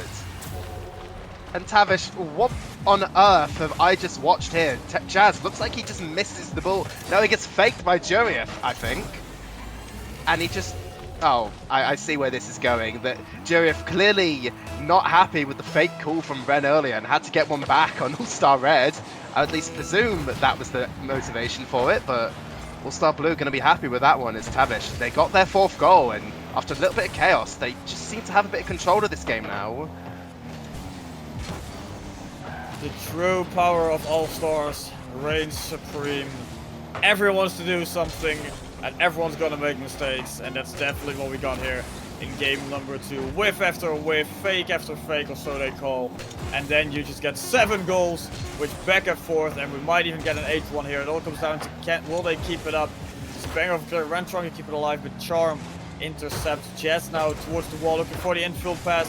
Juriev keeps it up into the air. Ren also up, puts it on the ceiling. Mimical maybe trying to kill it here. No, leaves it towards the walls. Jazz looking for the infield pass. Mimical, not the best of touches. And there's an opportunity for DMY. Ren tried to keep it up, puts it towards the ground. And All-Star Blue take this game. And Charm was so confident that that ball would not go in that he just sat there AFK for about 5 seconds at the end of that.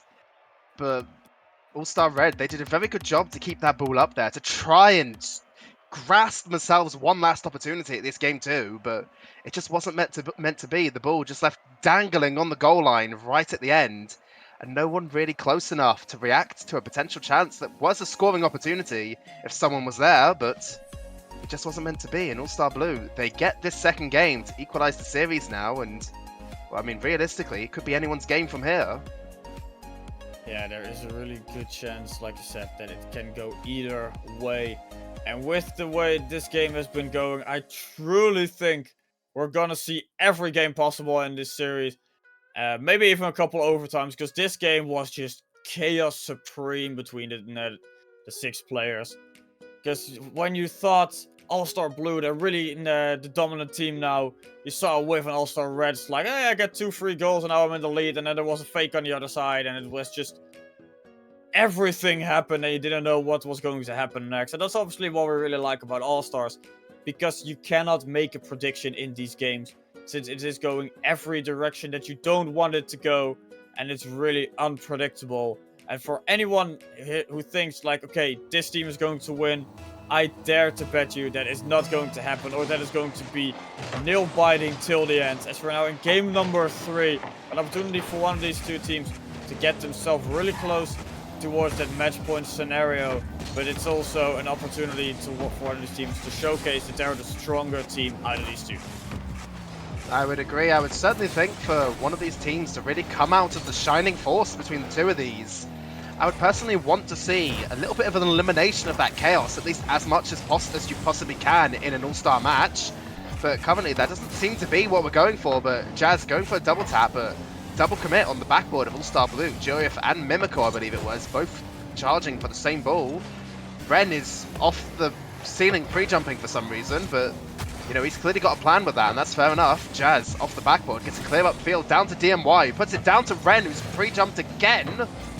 And Tavish, I was saying just then that a team is going to need less chaos to win this! No way!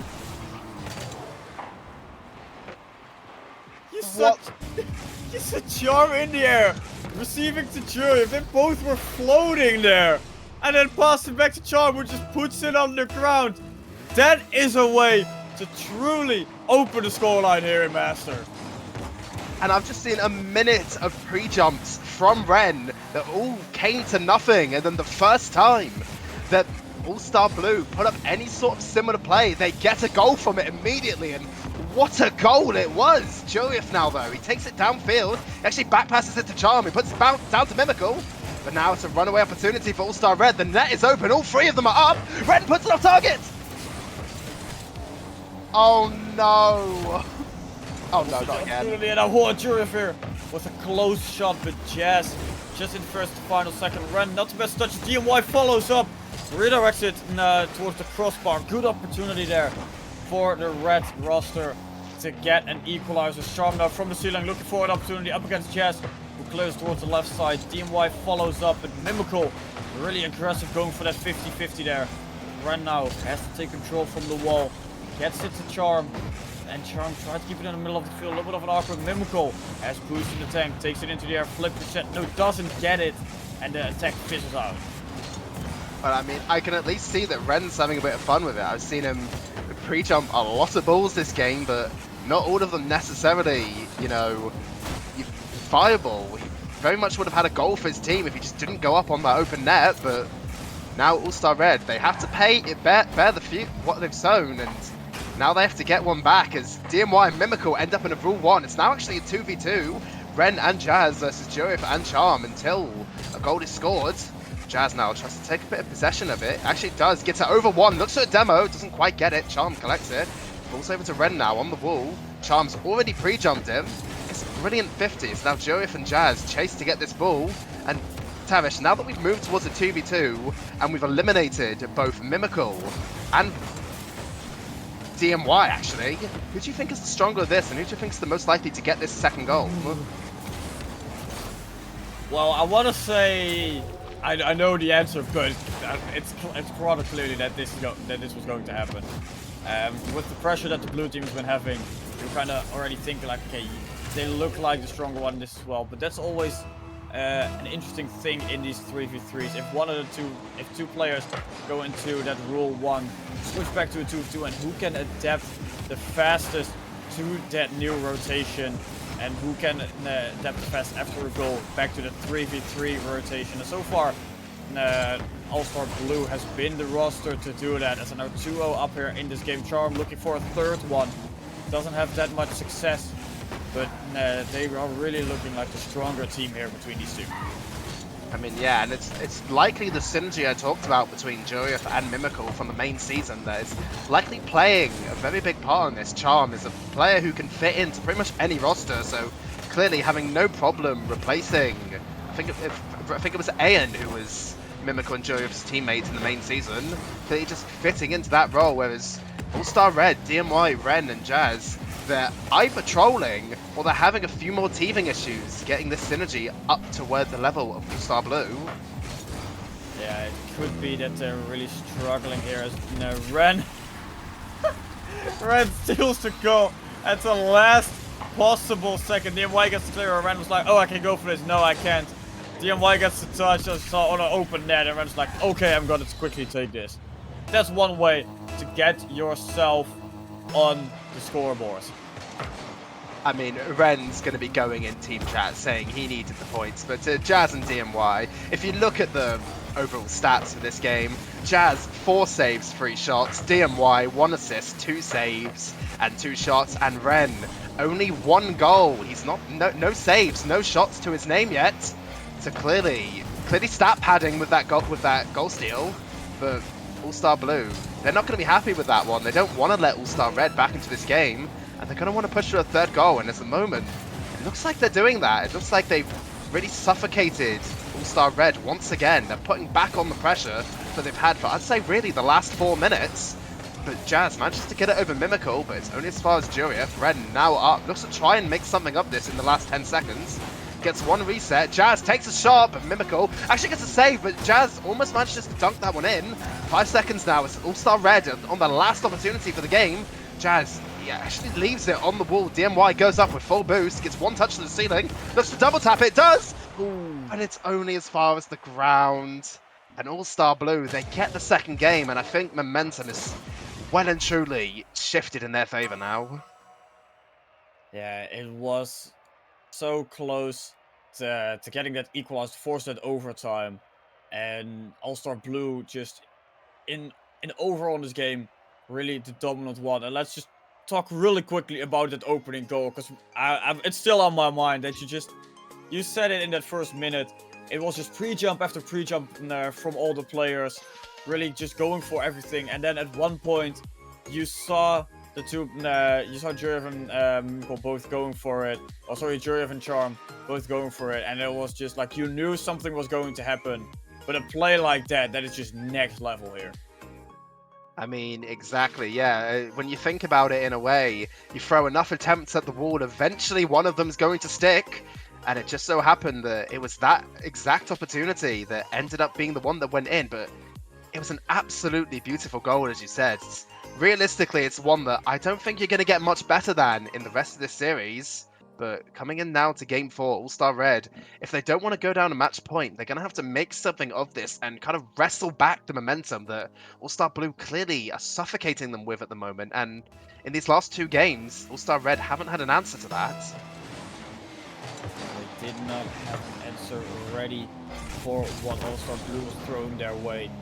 And now the question, can they get it here in this game? And I think it's going to be really difficult for them to get a true answer of what was happening, of what is happening.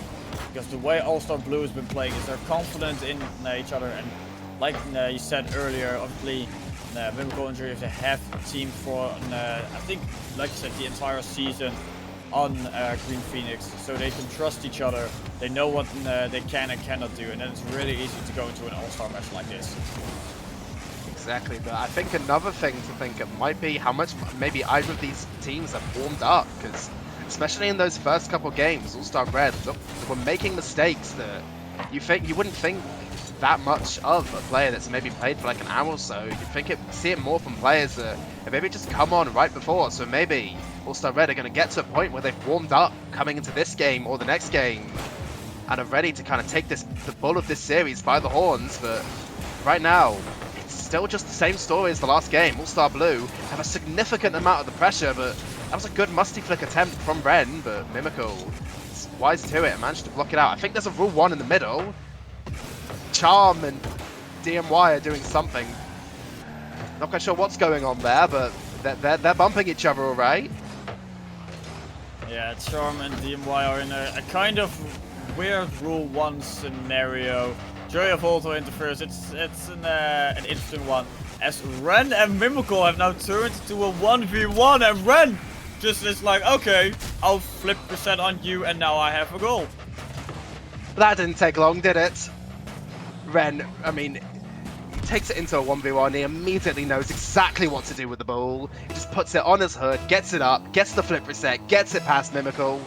And I think that's the first time since game 2 that this team has had a lead. Oh Yeah, my god. It does look like it's the first time they had a lead. And then you have Ren straight after kickoff. Why not take it into the air, beat everyone, easy double touch, and then extend it to a 2-goal lead. And that's the mechanics I was looking for from Ren. The stuff that I hadn't seen in this Showmatch so far, but I know, and I'm sure he knows, he's perfectly capable of pulling it off. And in Game 4, he's finally showing it to us. That brilliant double tap with the pre-flip as well to make that possible. That's All-Star Red. That's going to be a confidence booster for them. 2-goal cushion now with 3 minutes left. After not really having much of a look in for the past couple games, that's going to be perfect for them. DMY, I think that was, gets it down to Ren. He goes to the edge of it, actually fakes it. But no one, I thought someone jumped behind him, but they didn't actually. But Ren and Jazz now double commit. Joey, it's an easy save for him. And Tavish, All-Star Red, they look to have actually more the pressure now. Yeah, they have a lot more pressure here in this game. They look like they're the, I wouldn't call them the dominant one, but definitely the aggressor out of these two teams. And like you said earlier, something it can go either way, and you don't know what's going to happen. So it's also curious to see what's going to happen here. But there's still a lot of double commits on the side of red. That blue, they can easily just go for it and get a counter attack. But they're for some reason holding themselves back by just not really being the aggressive they were in the previous game. Yeah, I would perfectly agree. You know, if All-Star Red keep making these double commits, eventually an opportunity is going to fall for All-Star Blue. Maybe they're just deciding to hold back a little bit more just to wait for probably the most egregious of those double commits that they can get an easy goal out of, rather than one that they're likely going to have to stretch for. But currently, I mean, All-Star Red, they still seem to be pre-jumping each other a little bit. Specifically, Ren seems to be going up for a lot of balls before players even developed. Jazz gets the ball in midfield. He actually doesn't. He gets beaten. Joyef and Charm are just sat there. But Joyef manages to turn back for it. The All-Star Red defender can't get back, and now the deficit has been cut in half. Yeah, and here is one of those plays that we were talking about. A moment where the All-Star Blue can punish the red. And it was just an easy beat, and Juryev waits for Ren to come back and then tips it over his head. Just a little bit of an extra pressure on him, like, you can score, but we can score as well. As Mimikol now gets it past one, Jess has to rush back here. Has some time to take it into his own corner, wants to really take the time to put it into the air. Gets one good touch, but is denied by Juryev, and Charm wants to follow up. It's a little bit of an awkward spot. Now, not the best of balls there, up into the air. As Mimikol wants to follow up, jumps another time, doesn't have any boost, but it kills a little bit of time, and it makes everyone on the red side really jump for it, as they don't know what's going to happen next. Maybe an opportunity here for Jess to get another goal, but Juryev just throws himself forward, and now he's on the counter attack to the other side. Yeah, I mean, it's exactly what All-Star Red need to do. They need to just make sure that All-Star Blue don't have an opportunity in this game. That net might be open. It was a brilliant pre-jump, actually, from All-Star Blue. I think it was Charm to potentially make a defensive play there, but just barely off the post. All-Star Red, they're being pressured now with 30 seconds left. They've only got one goal to work with. If they let even one of these in, if they let All-Star Blue have an opportunity, this could be forced into overtime, and with how All-Star Blue, we know they're able to play this game, that could be very, very dangerous. But currently, out of 5 minutes, they've only registered a single shot, and it's not even the shot that went in. Mimikol being the only player on All-Star Blue to actually register a shot. Tavish, what do you think of that? Well, I did not know that they only had one shot to the name. But the matter of fact that they managed to get one shot by a player who didn't even score, and then managed to get one goal as well, that's rather impressive. So, you know, congrats for All-Star Blue. You managed to score in a game for the person that didn't even take a shot there. But it does show that All-Star Red was fully in control here in this game. That they were just saying, like, okay, you can do what you want, but we're in control with the pressure. We're just going for it. We're pushing you back into a defense position. And Ren having 4 shots to his name. Jazz and DMY both having 1. And on All-Star Blue, you can see they had 4 saves in total. So they had to do a lot of defensive work instead of being able to push themselves forward. I mean, yeah, certainly. But All-Star Red, despite winning that game, they still showed the rough patches of this roster. The clear lack of communication at sometimes, just a little bit of chaos going on that All-Star Blue very much are capable of capitalizing on. The double commits, the slight unfortunate touches or whiffs that All-Star Blue, realistically, all they need to do is wait for them to happen, and a lot of times goals will eventually present themselves to them. But All-Star Red, if they want to keep up this momentum, if they want to win this series eventually, they're gonna it's now time to start cutting those mistakes out, because All-Star Blue, they're not going to let you have games like that for free that often. Yeah, true. It's going to be a difficult one to get consistent games like this where you are a good opportunity. Now here in game number 5, we're going to see which ways this series is going to go. Mimikol already denying 1 shot. Jess looking for an opportunity, does get a past 1, looking for an infield pass. But Charm denies, and now with the counter attack to the other side. I mean, immediately, first 15 seconds, both teams are clearly amping up the pressure a little bit. Neither have actually registered a shot. Charm looks to go for a Psycho, actually, but gets absolutely destroyed by Ren, who just beats him to it. But Mimikol, 40 boost now. Joyef has pre-jumped him. Ball doesn't actually make it into the middle. Now it's maybe a breakaway chance for All-Star Red, but Charm actually just straight onto it to stop anything from happening. Gets a flip reset, Mimical takes a shot, but Ren, just on the goal line, manages to get the save away, and All-Star Blue, they've got 2 shots within a minute. That's more than they got in the entirety of the last game. Yes, Charm now bangs it forward. And then you have Curve waiting on the receiving end, looking for a shot. Mimical trying to keep the pressure, bangs it all the way back to the left side. Curve leaves a Charm's follow up, gets bomb touch, he can't follow up on his own touch. But Jazz doesn't have a good touch, just beats out Mimical by an inch. And now it's in the middle of the field. Curve, not the best of touches, trying to find Charm. It's a little bit of a scrappy play from both these sides. Both don't really want to go for it. And Jazz, if we don't have fail of the week or fail of the season anymore. But that is not something that you're supposed to do. And that would certainly be contender for fail of the season. Should it have been a thing? DMY gets an unfortunate touch into Jazz, who's rotating ball side. And the ball just slowly and painfully trickles into the All-Star Red net. But that was an interesting kickoff. No one from All-Star Blue went for it. I think one of the All-Star Red players faked it and just left it. And I don't know, I'm just really confused about what I'm watching at this point. No one really seems to have that much of a grasp. It just is complete and utter chaos at every given opportunity. Yeah, but something you also notice saying, if I don't know what I'm doing, then my opponent also doesn't know what I'm doing. And that's exactly what 6 players on the field are doing right now. They're all just hoping for something, and probably in VC just making kind of fun and just having a good laugh. And then for us as casters and for the viewers, it's just like, we don't know what's going to happen. No, you and me are just going to say something about it, and everyone's going to enjoy, as it's just whiff after whiff, fake after fake, and everyone's saying that they're able to do something. But just like that, Ren going for it, DMY going for it, Charm going for it, and in the end, it's still in the red corner.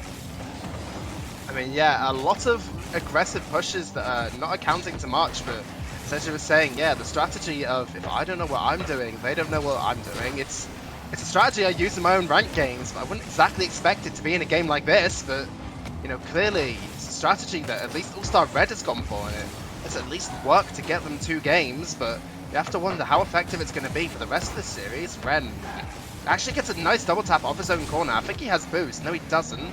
Puts it down to DMY as All-Star Red look to push forwards. The Charm, he 50s that one well. Over to this wall now to Ren. Joeyf actually clears it downfield. A chance now for a breakaway. But Ren gets another touch. Actually, DMY gets in the way of it. It's now awkward. It isn't actually pushed by anyone. It's All-Star Red. They now look to try and get this out and maybe make something of this damage. Yeah, they're looking for opportunities to really go for it. But there's no luck yet. Charm there pinches it a little bit towards the backboard. Look for an opportunity to at least put it in an awkward spot for All-Star Red. Jerv now here also looking for something. Does get shut down. Charm as well, just they're hammering that Red's corner, really hoping that there's gonna be a ball that's gonna bounce mid, or that one of the red players is gonna make a mistake. But so far that corner is just a very easy spot to defend, because as you leave it there, it's not going towards the back of the net, it's not going towards the middle of the field. The best it can do is bounce up or maybe bounce back. And for Red, that's an easy defense. They're willing to take an easy risk, and they're just waiting for that overcommit from the blue side. And so far, it's not a little bit of a middle field battle. Still, no one really pushing forward. Renner looking for a shot, goes high. Jazz looking for a follow-up, doesn't go for it in the best way. Now it's an awkward moment here. Ren looking for something, and in the random chaos in front of the blue net, Ren finds an equalizer. I must admit, I was expecting DMY to be the player to actually die for that one, but Ren clearly confident in it, knowing exactly what was going to happen with that play, calls DMY off and just sits there, waits for the ball to drop for him, and just puts the ball in the back of the net. I'm not quite sure how that's really happened, but All-Star Red aren't going to be complaining about that. It's now equalizing goal with 50 seconds left as they try and make something of this and maybe try and force this overtime. Or, I mean, I feel like both teams are going to want to keep this from going to overtime and just push this win, but Mimical, he clearly doesn't want to be losing this as he pre-jumps that. He's now in the corner, gets it midfield, but brilliantly blocked out by Jazz. DMY gets it down to Ren. It's now a chance upfield. Ren puts it to the backboard, but drops down onto Mimical as Mimical takes this upfield now. And All-Star Blue, I mean, they're looking like they're being a little bit oppressed in their own corner right now, but anything that All-Star Red's doing hasn't actually been that dangerous.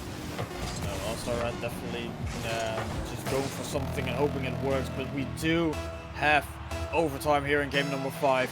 It is this goal will decide which way the series will go, which team will go on double series points, and who will really have to put on an extra fight, because it's going to be difficult. And already good opportunity for Ren to get a goal. Just with a quick shot on target, Mimical denies. DMY with the straight follow-up, drops it down and hope that Ren would follow up, but didn't dare to go as Mimical straight in front of that ball. And Ren being really leading the charge here for the red roster in these first 30 seconds of overtime. I mean, it's as I said at the start of the series, Ren, he's brilliant, absolutely brilliant. He showed it in the playoffs, but I think for All-Star Red specifically, they're going to want DMY and Jazz to step up a little bit more, really show off their own mechanics, because I don't think I've seen much mechanical plays out of either of them. It's mostly been Ren, and on the other side, besides all of the All-Star Blue players showing that they do indeed have that mechanical ability. As the ball drops down dangerously, but Mimical manages to get to it. Charm with the pre-flip to get it past Jazz, who now takes control of it in his corner, fakes out Charm, as tries to get this ball upfield and gets a flip reset. I think DMY was chasing a demo on Mimical, actually forces a double commit now. Ren actually 50s DMY, but gets that ball downfield, and it's looking to me like, oh, actually, hang on, there's a chance here now for All-Star Blue. But that looked dangerous, Tavish. Yeah, I agree with you, Yusuf, and it was a close call there. Then he was saved, and now the most random shot we've seen here. You see Jazz winning 150, and then Mimical wants to clear Jazz just immediately there, thinking, okay, I'm gonna shoot, pull the trigger real quick, and it's enough to take the win for All-Star Red. And I feel like for all the shots and all the pressure we saw out of that game, that was not the shot I was expecting to be the one to end it. Just an open net that was, quite frankly, gifted by Mimical, clearly not aware that Jazz was capable of just shooting that one again if the ball came near him. And All-Star Blue, they were punished for it. They now have to win 2 in a row if they want to win this series. All-Star Red, I wouldn't say they've been the most convincing team, but they clearly put their chances away when they've had them, at least in this game. And they're the beneficiary of that double match point. Yeah, like I said, they have the double match point now. They are in the driver's seat. They can just think, okay, if we lose the next game, we still have another one to win it. And obviously, like in the previous series, the players, or most of the players, don't want to go to a dreaded game number 7. As casters, throw out extra action, it's extra fun. We can see some more mechanical, some more panic sometimes. And for the viewers, they can see all their favorite players who they're really rooting for trying one more game, an additional 5 minutes. But for All-Star Red, they want to close it down here. They don't want to give All-Star Blue an opportunity to turn it around and maybe take the entire series on championships. And I want to say championships on it, but on Champions Field. You see, in the reverse, I'm actually quite frightened about how this game might go, because the last time we saw All-Star Red in the lead in this game, in the series, sorry, was the game 2, where they pre-jumped every ball possible for about 3 minutes, which, I mean, it's funny to watch, but maybe not exactly peak Rocket League, and I fear that that might be their strategy going into this game 6, now that they have that 1-goal game cushion, accepting a potential Champions Field. But actually, exactly as I say that, All-Star Red, they look like they want to recreate the peak shot that All-Star Blue had in that game 2, the pre-jump between, it's exactly as I said, Mimical and Charm, pre-jumping each other again. And Tavish, I feel like this is going to be an absolutely chaotic game 6. Yeah, I'm gonna agree with you there. And already, while you were talking in the beginning, we could see that DMY and Ren were both just following each other for that ball and in the air as well. And there another double commit after double commit, mostly on the red side, as all 3 players might play like just said, just play like, okay, we still have the game 7 and we can win it in. Let's just have a little bit of fun here. Ren pre-jump towards the corner, looking for another touch. Does get the second one, looking for the infield pass. Doesn't have any success. Jazz now in the middle of the field, has some time to work with, has a very hard first touch. It's impossible to follow up. DMY now in the air, flip reset, looks for the ground punch opportunity, finds the crossbar in the end. That was a good opportunity to get the first goal here, but it was just not meant to be. I mean, that's the mechanics that I was waiting for from DMY. He's very much capable of them. I've seen him pull off these mechanics in the past, and he's not really brought them to this series up until now, but that was a beautiful ground pinch attempt that, I mean, while it didn't go in, to score a goal like that with that sort of speed is very, very difficult anyway, so he'll be very happy, at least with the attempt, but that's a potential open net now for Mimical, but Jazz manages to get back to it in time as All-Star Blue. They look to be struggling a little bit in this Game 6. However, none of the opportunities that either team have had, besides that potential ground pinch from DMY, have actually been that threatening. I don't know what you think about that, Tavish. That ground pinch was a real threat to get a goal. But one thing that I did notice that might be eventually threatening is that the All-Star Red roster has been pushing and pushing and pushing forward. We even saw a couple of triple commits already, or really awkward moments like this that Jazz is all alone in defense and looking for something. All those things might give the blue roster a good opportunity to get that opening goal. As we now see some players bumping each other in the middle of the field, it gives Mimical a good opportunity. Double committer on the goal line. Charm had an opportunity to capitalize on the mistake, didn't push for it. And just like that, it was a good opportunity for an opening goal. But the blue side is not punishing really every mistake that Red is making. I mean, they are. All they've got, all this All-Star Blue side actually really needs to do is just wait until this All-Star Red roster makes one of those terrible mistakes, one of these whiffs, one of these double commits that they've done for realistically this whole season, this whole series, sorry, and eventually an opportunity will fall for them. They've just got to be patient. This is a potential opportunity to get downfield, but Jazz immediately presses down Mimical before he's able to make anything of it. I think that was all Ren pre-jumped again. It's exactly what I said he'd end up doing in this Game 6, and he's proving me right. DMY in his opponent's corner, but actually doesn't manage to 50 Juria for that well, as the ball now gets boomed down to the All-Star Red corner. Juria for a bit of control, but not really able to make anything of it because it is stuck in the red corner. DMY now with a chance to get it to Ren. Actually fakes one, fakes two. Ooh. Doesn't quite get it in a scoreable position, but he does so well there to fake two players. Then obviously, hindsight's 2020, where you think after your first fake you should have passed it, because then you had the good opportunity to pull a trigger. But didn't do it in the end. Unlucky, didn't get the opening goal. But it shows that there's a little bit of control on the red side while they're in offense. That they're not as chaotic as we think. They might have a good chance here to take this series in this game, as Mimical has other plans in his mind. Charm and Jury have both jumped straight after each other. Jury thought, if Charm doesn't hit it from the corner, then I will. But also two red players were also waiting for that. And now DMY towards Jazz. Jazz towards the back of the net, and there's the opening goal. And I feel like for the first time in this Game 6, we've seen a little bit of control on a potential opening opportunity. And Jazz, he gets that pass from DMY, and even though he's at point blank, he just makes sure as he slots it. He doesn't troll it, he doesn't put it off target for the jokes or whatever. He just puts the ball on. And after what has been a very chaotic Game 6 and a very chaotic series as a whole, All-Star Blue are left with 17 seconds to actually save their entire series. 10 seconds left now. The boom's in the blue court. Charm is awkward. He gets a not unideal touch, but Juriev gets it downfield. It's an open net. Oh no. Yeah, and when you think you can predict what is going to happen, then chaos reigns supreme.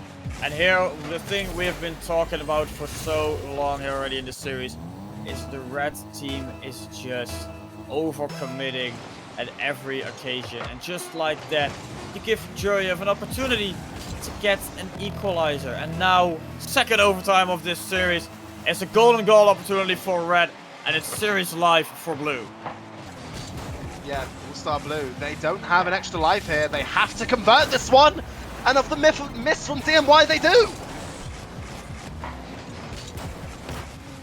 And then you think DMY has a good touch, but doesn't read it as it was supposed to be. And then Mimical already thinking like, I can probably follow up on this one. Just follows it a little bit slower, and then there's an open net to work with. Takes game number 6 for All-Star Blue for the Glaciers Conference, and we will head to another game number 7. Repeat almost of the last series, where Game 7 again but maybe this time a little bit more chaotic than what we saw in Elite. But in Elite, All-Star Red, the Ignis Conference ended up taking the win. I wonder if it'll be the same here, but you know, with how chaotic this series has gone, there's no real point in trying to predict a potential winner, because as we've seen from these last 6 games, predicting this series is near impossible. Yeah, it is going to be, like I said, near impossible here to really see who is going to take the final game. And I think if we would have to base it off this game number 6, it was just chaos. And in the end, well, chaos really led to how it ended, because that one goal for All-Star Red's like, okay, we see some crew team play, and then it was just 2 goals for Blue, where it's like, nah, this is chaos.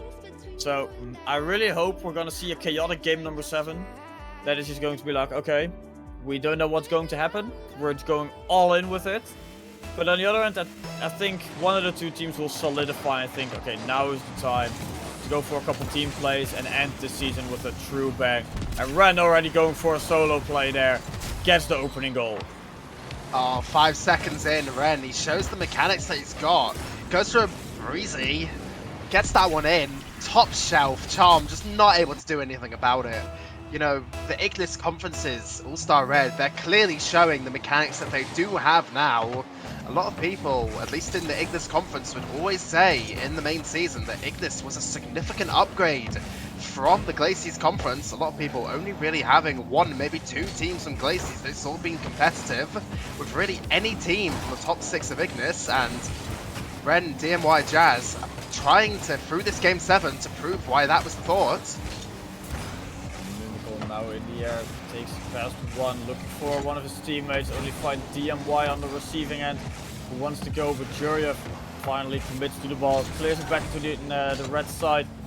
Mimical, a little bit of an overcommit there, goes for a shot from Juryev. Some opportunities here for the blue roster, but then a double commit from Charm, from Ren and Jazz. Will leads the ball all the way back as Charm has to jump for it to clear it out of danger. As Red looking for an opportunity to extend their lead. Now a pinch from the blue side is intercepted by Jazz in the middle of the field. Ren up, doesn't have much boost to work with, does have a flip reset, tries to get it past 1, gets intercepted.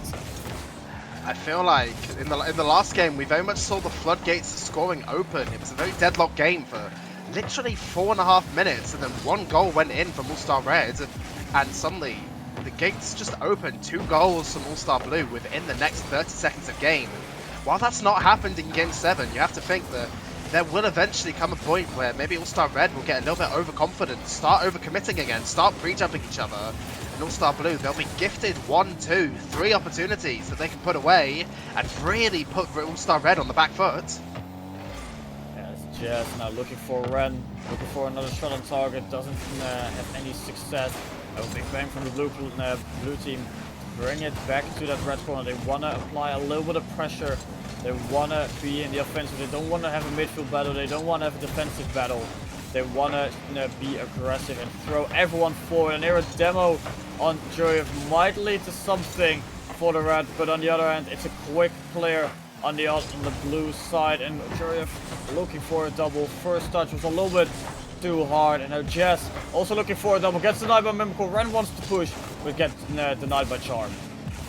Wait, what? I think I was going to mention that what we missed in that play was off of that demo, Charm actually had an open net, failed to capitalize on it, but before I even get to think about it, I mean, that was a beautiful redirect from DMY. You always say that the best shots will always be on your own net, because it's just what happens in this game. You can never score what you want to score on the enemy net, but as soon as it's an accident and it's on your own net, it's like a homing missile, and that seems to be what happened here with DMY. But I mean, I'm just in complete and utter confusion how All-Star Blue even got a shot or even a goal out of that.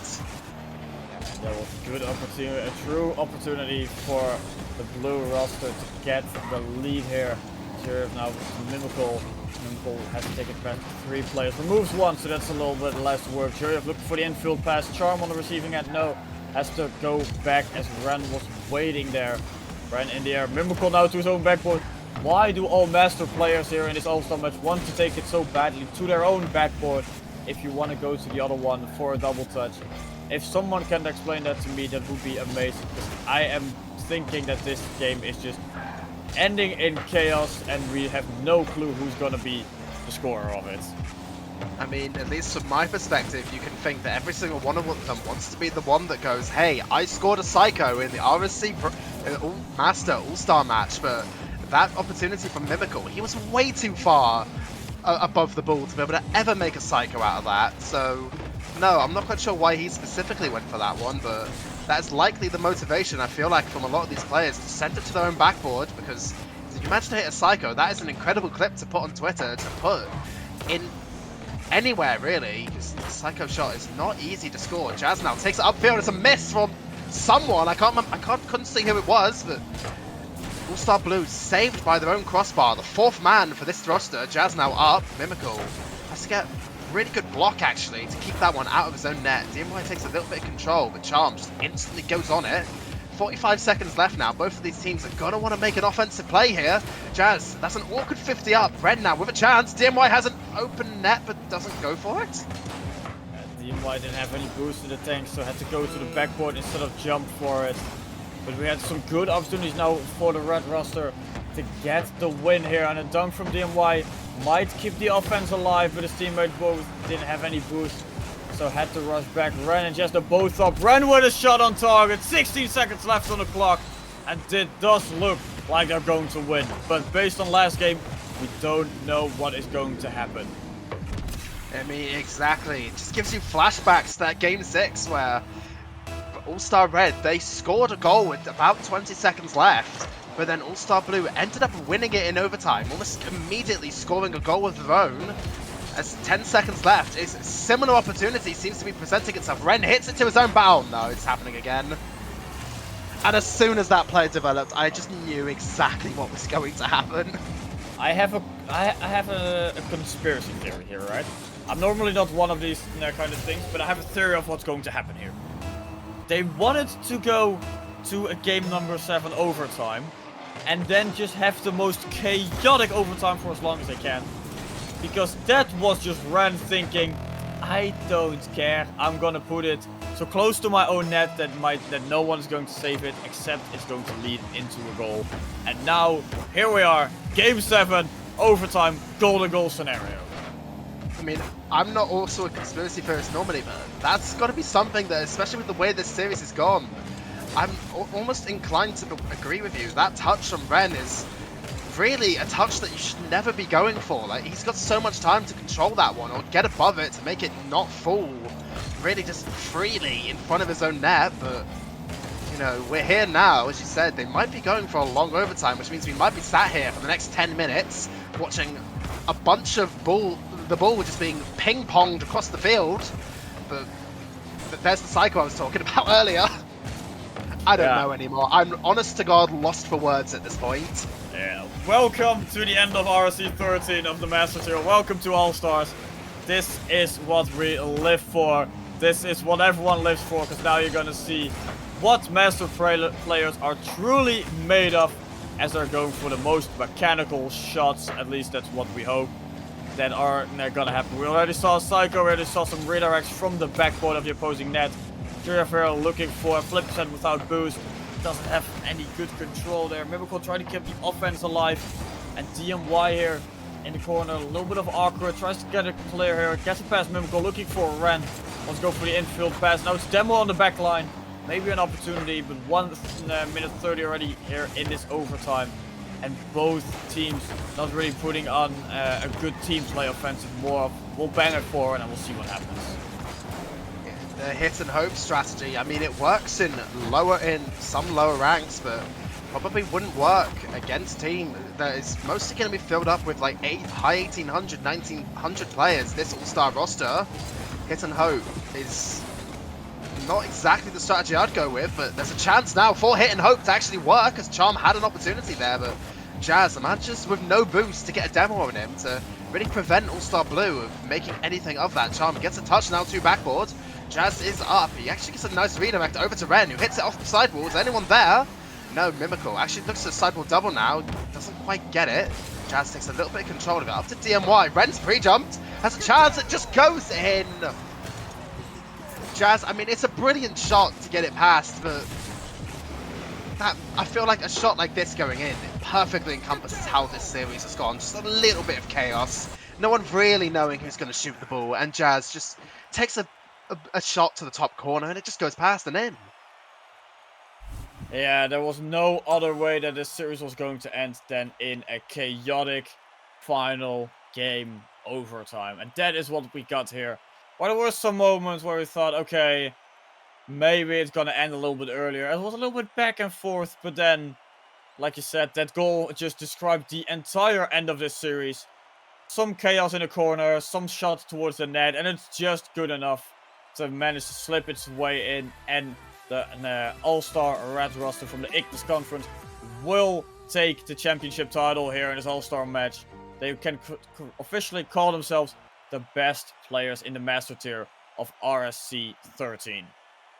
Well, I feel like, having watched the Master Tier and played in it myself, that's the sort of result I would have expected. However, the way that this series has happened and the way that All-Star Red have crowned themselves the victors, it certainly wasn't anything to the books. Like, that series was complete and total chaos from start to end.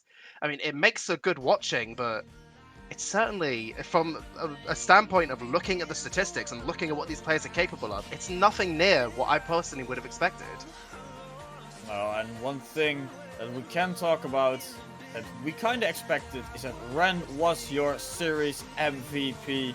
He did, well, a lot of work around the entire field. Some moments where we were kind of iffy about him if he was going to touch it, but overall the best performance of that All-Star Red roster. And now we had 2 matches done. We only have one more All-Star match here before RSC13 is officially over, and that is going to be the Premier Tier.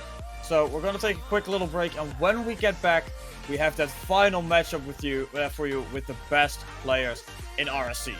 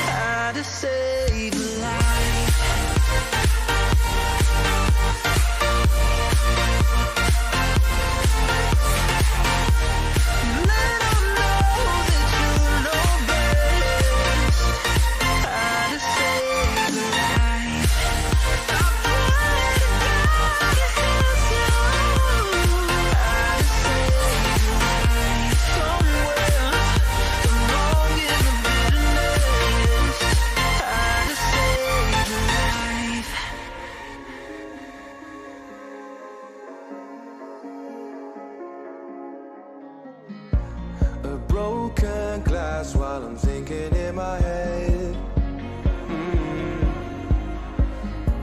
I mind my own, I don't even break a sweat. Oh, this madness is insane. Why you still live in vain? I'm not the one, you're the victim of your own mistakes. It's time to hear the lights under the street lights, under the street lights.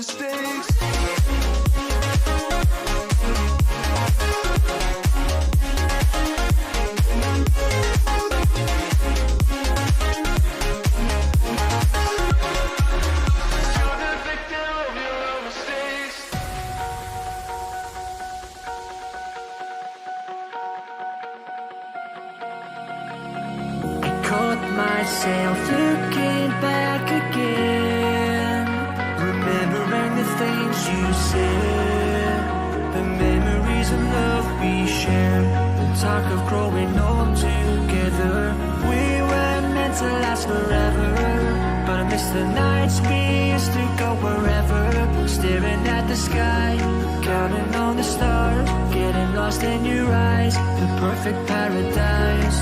So take me back to the place where I belong. Cause I can't do this on my own. Yeah, I'm the storm that meets the moon. I'm the sun that will not move. Do you think you are? Who do you think you are?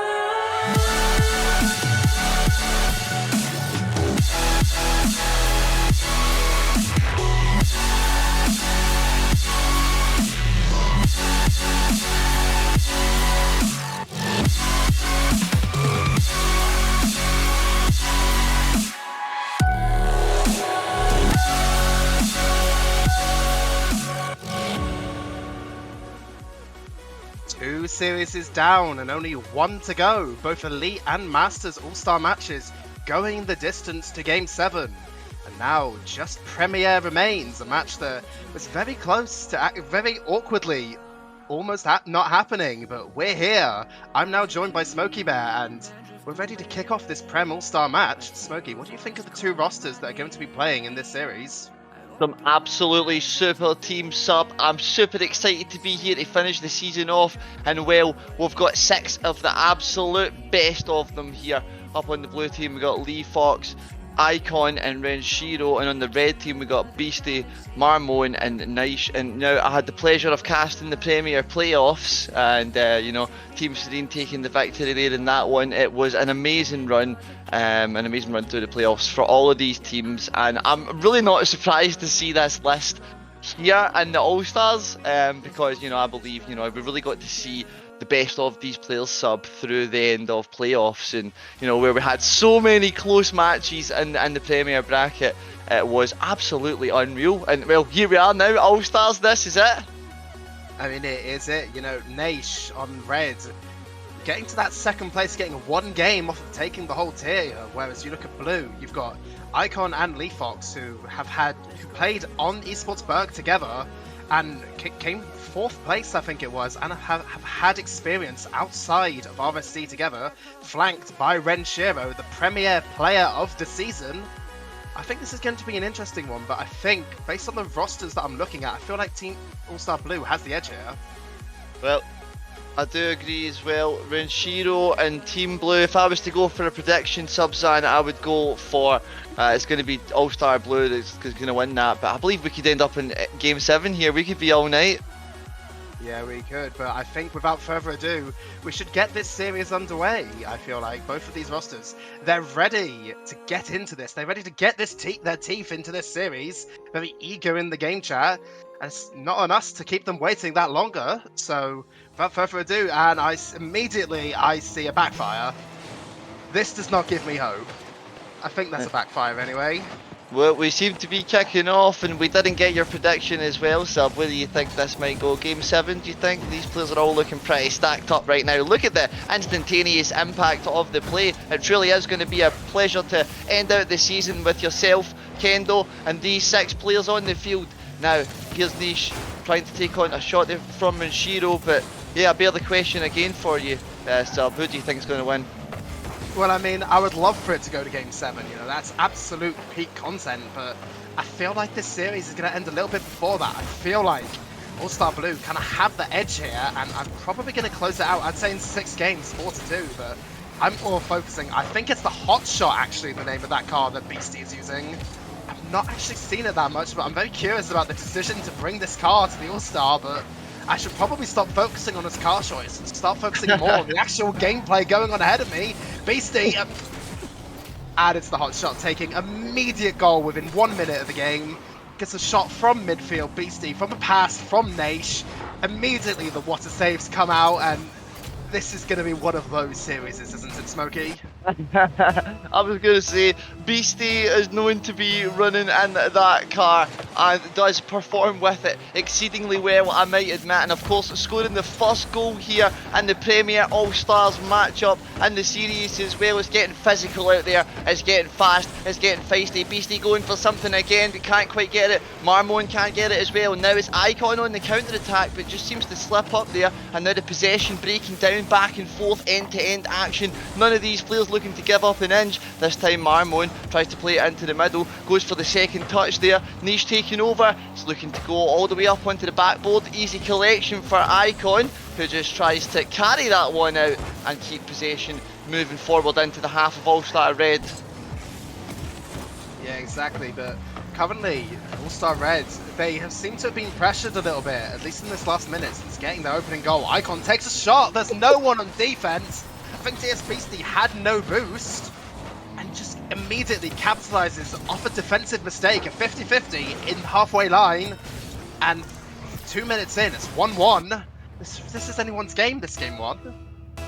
Icon, you could say, truly saw the gap and took it there, truly capitalising on that mistake from the defence. And well, you know, game one, as I always like to say, no matter what your series is, it's always a shake-off game, and it's always a game to try and, you know, calm off the nerves, try and cook up something special here. And with a way to finish the season, that was Lee Fox there, looking to try and create something special for the second goal for All-Star Blue, but it's Renshiro pulling out the defensive stops now as another shot comes in from Niche, who, as I might admit as well, has been so dominant so far in this game. Absolutely all over it, everywhere, collecting another save there on the front post sub. I mean, yeah, Nate, he was a player that surprised me at the RSC LAN, and surprised me even more with his performance against top-level competition like Shadow's Ricefox and Team Serene when it came to the Premier playoffs. Team Serene obviously being the roster of Gom, Nim and Temper, three players who have RCS experience, and Naish, the roster of Visionary, Naish, which was Scream, Ols and Naish coming into that grand finals, played out of their minds to keep that one close. And very, very impressed with Naish so far, but he's unfortunately the one to get that miss on the backboard that lets Renshiro kind of move in and get an open net for the second goal for All-Star Blue. Yeah, Icon and Renshiro linking up really nice there, and you know, again, they're just making the most of what their opponents are when they're making that mistake, and it's really important for them to keep on doing this and to not make that mistake themselves. But you know, when you're looking at some of the players who's on the field here, oh my goodness, Renshiro #1 for goals and #1 for shots here in the league, you know, and Gom #1 for saves. Reese Fox was one of the subs, #1 for clean sheets. Lee Fox is #2 for shots and assists. I mean, this truly is the best of Premier, and you know, we're starting to see it here on the field. Speaking of Lee Fox, looking for a setup with Renshiro, they're just outside the box, but the connection wasn't quite made. The possession is broken down, and here goes Beastie going for a cheeky little musty flick, but Lee Fox was there so quickly, goes for a musty flick of their own, tried to get the dunk into the net. Here goes Icon though, and that one will go into the back of the net. The prowess of the attack, just too much for All-Star Red in game #1. 3 goals on the board for All-Star Blue. Oh, and a little bit of chaos there on the defense of All-Star Red. A little bit akin to what we just saw in the Master All-Star game. Just chaos.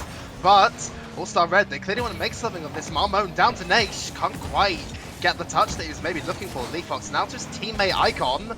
Beastie has to make a defensive touch there. Marmon, he probably didn't need to jump for that one. Naish looked like he had a lot of time, boost and space to collect that one, but luckily they don't get punished for it. Marmon hits this one upfield to Beastie, the hotshot, who is very... Icon. Let me not talk about the hotshot anymore, let me talk about Icon. Going on an absolute demoing rampage at the moment. I think he just picked up like 3 demos in a row, as now he manages to actually block that one out, puts a dangerous chance on target. The ball is loitering in front of the net, but just in time, All-Star Red managed to get that one out and get it upfield, Smokey. One thing I'd like to point out as well in terms of stats, Icon was the #1 player in the league for demos, and we're truly definitely starting to see that right now as the physicalities are coming out thick and fast. And look at the passing plays as well.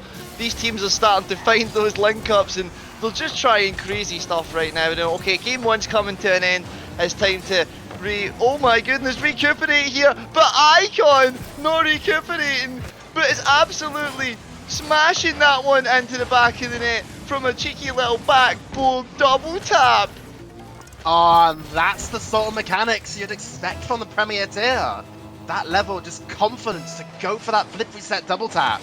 Even though, you know, All-Star Red, they had a potential defender there to save it. Icon, he just didn't care. He just went for exactly what he'd want to go for, that flip reset double tap, and he clinically puts it in the back of the net to get it doesn't get All-Star Blue that win because they already had that win secure, but it certainly gets them a little bit of confidence going into the rest of this series that All-Star Red now need to battle back. Yeah, they were doing really well defensively in terms of making the saves, you know, Niche getting 4, Beastie and Marmon getting 3 each, but it was just a massive amount of shots and a massive amount of pressure coming from All-Star Blue. Icon popping off with 5, Lee Fox had 6, Renshiro had 3 of his own, and of course 2 saves to match that as well. So, you know, where All-Star Red were trying to hold off that pressure, it just kind of seemed to break them a couple of times. But like I said, game number 1, always a chance to shake it off coming out into game number 2. Will it be more of the same or will it be more different, Sub? I mean, I want to say that it's going to be different, but realistically, no team that has to make triple the saves as their amount of shots total in just one game, just game 1, is really going to be able to change the momentum of a series within one game. I feel like All-Star Red are going to take at least the second game to kind of warm into this, kind of download what All-Star Blue want to do, but I feel like All-Star Blue, they're going to keep up this momentum, keep up this pressure that they had coming out of game 1, and I think they're going to take the second game. And well, game number 2, kickoff number 1, 5 minutes on the clock, Sub. That's what's going to determine the fate of game number 2. That 5 minutes and what these 6 players on the field can do with it. The fact there's a chance to warm up, my goodness. Niche there flying in, Superman punched Icon out the way into the corner, absolutely frantically, and now the pace of the game slowing down.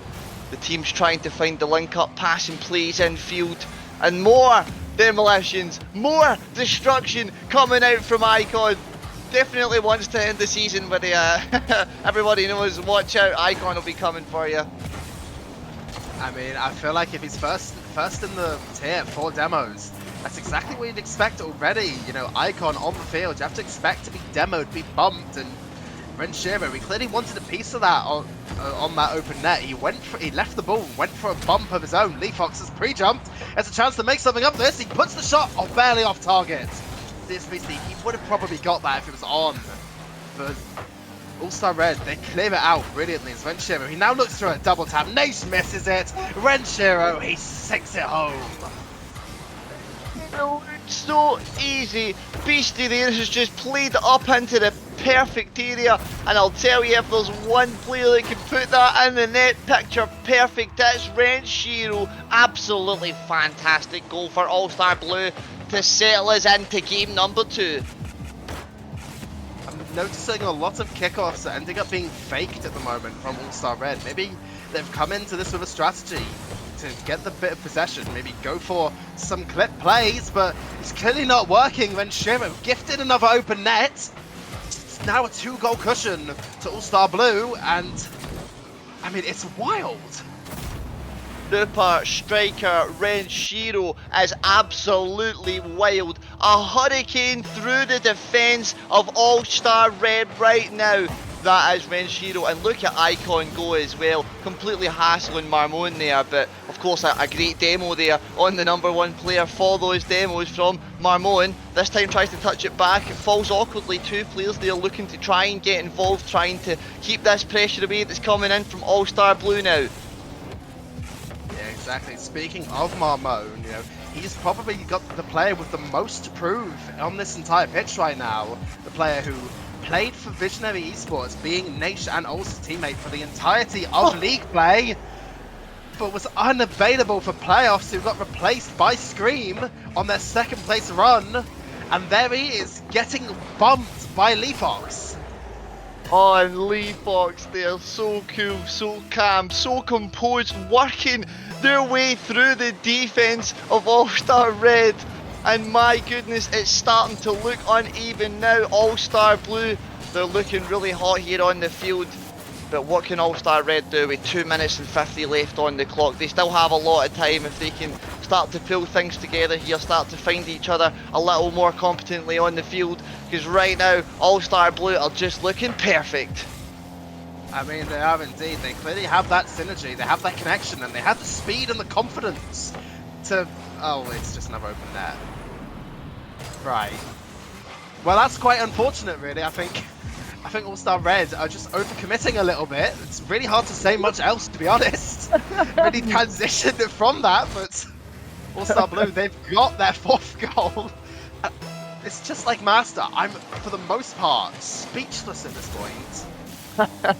You know, I think this is what the All-Star matches are about as well. This is these players' time to showcase what they can do and having fun with it. You can see that, and of course these players right now as they bounce all around the field and bounce into each other like bumper cars. Nice this time getting the double demo, and you know, you can tell there's another one, a third demo from these now. Here's a link up play. All-Star Red, could this be the first chance for them? Game number 2, this one sent backwards all the way by Marmon. Renshiro now trying to find Leafox or Icon there, and I think the confusion of All-Star Red is seen through All-Star Blue. Leafox there, good dribble.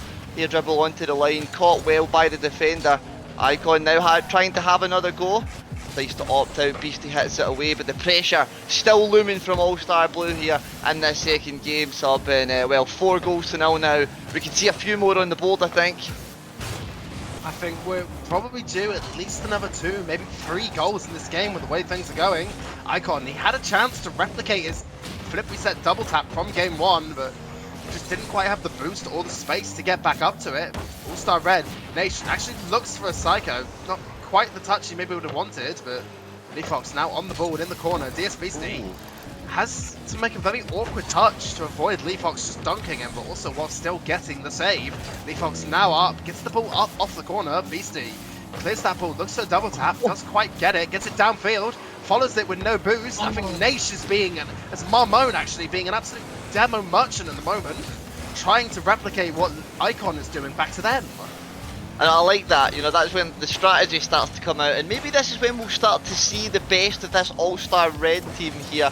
You know, I think they're ready to play now. They're looking to try and score some goals here in game number 2, try and compensate some of what has been an absolute menacing from All-Star Blue. You know, they've been right in their faces, right in their grills. They've been scoring these absolutely delicious goals. This one could be the slowest goal in RSC history, potentially here, and maybe not with another hit. Yeah, coming in 19 miles per hour it is for me.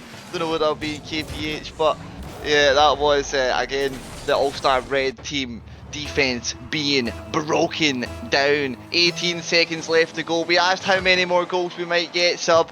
Maybe we'll see a 6-1 here.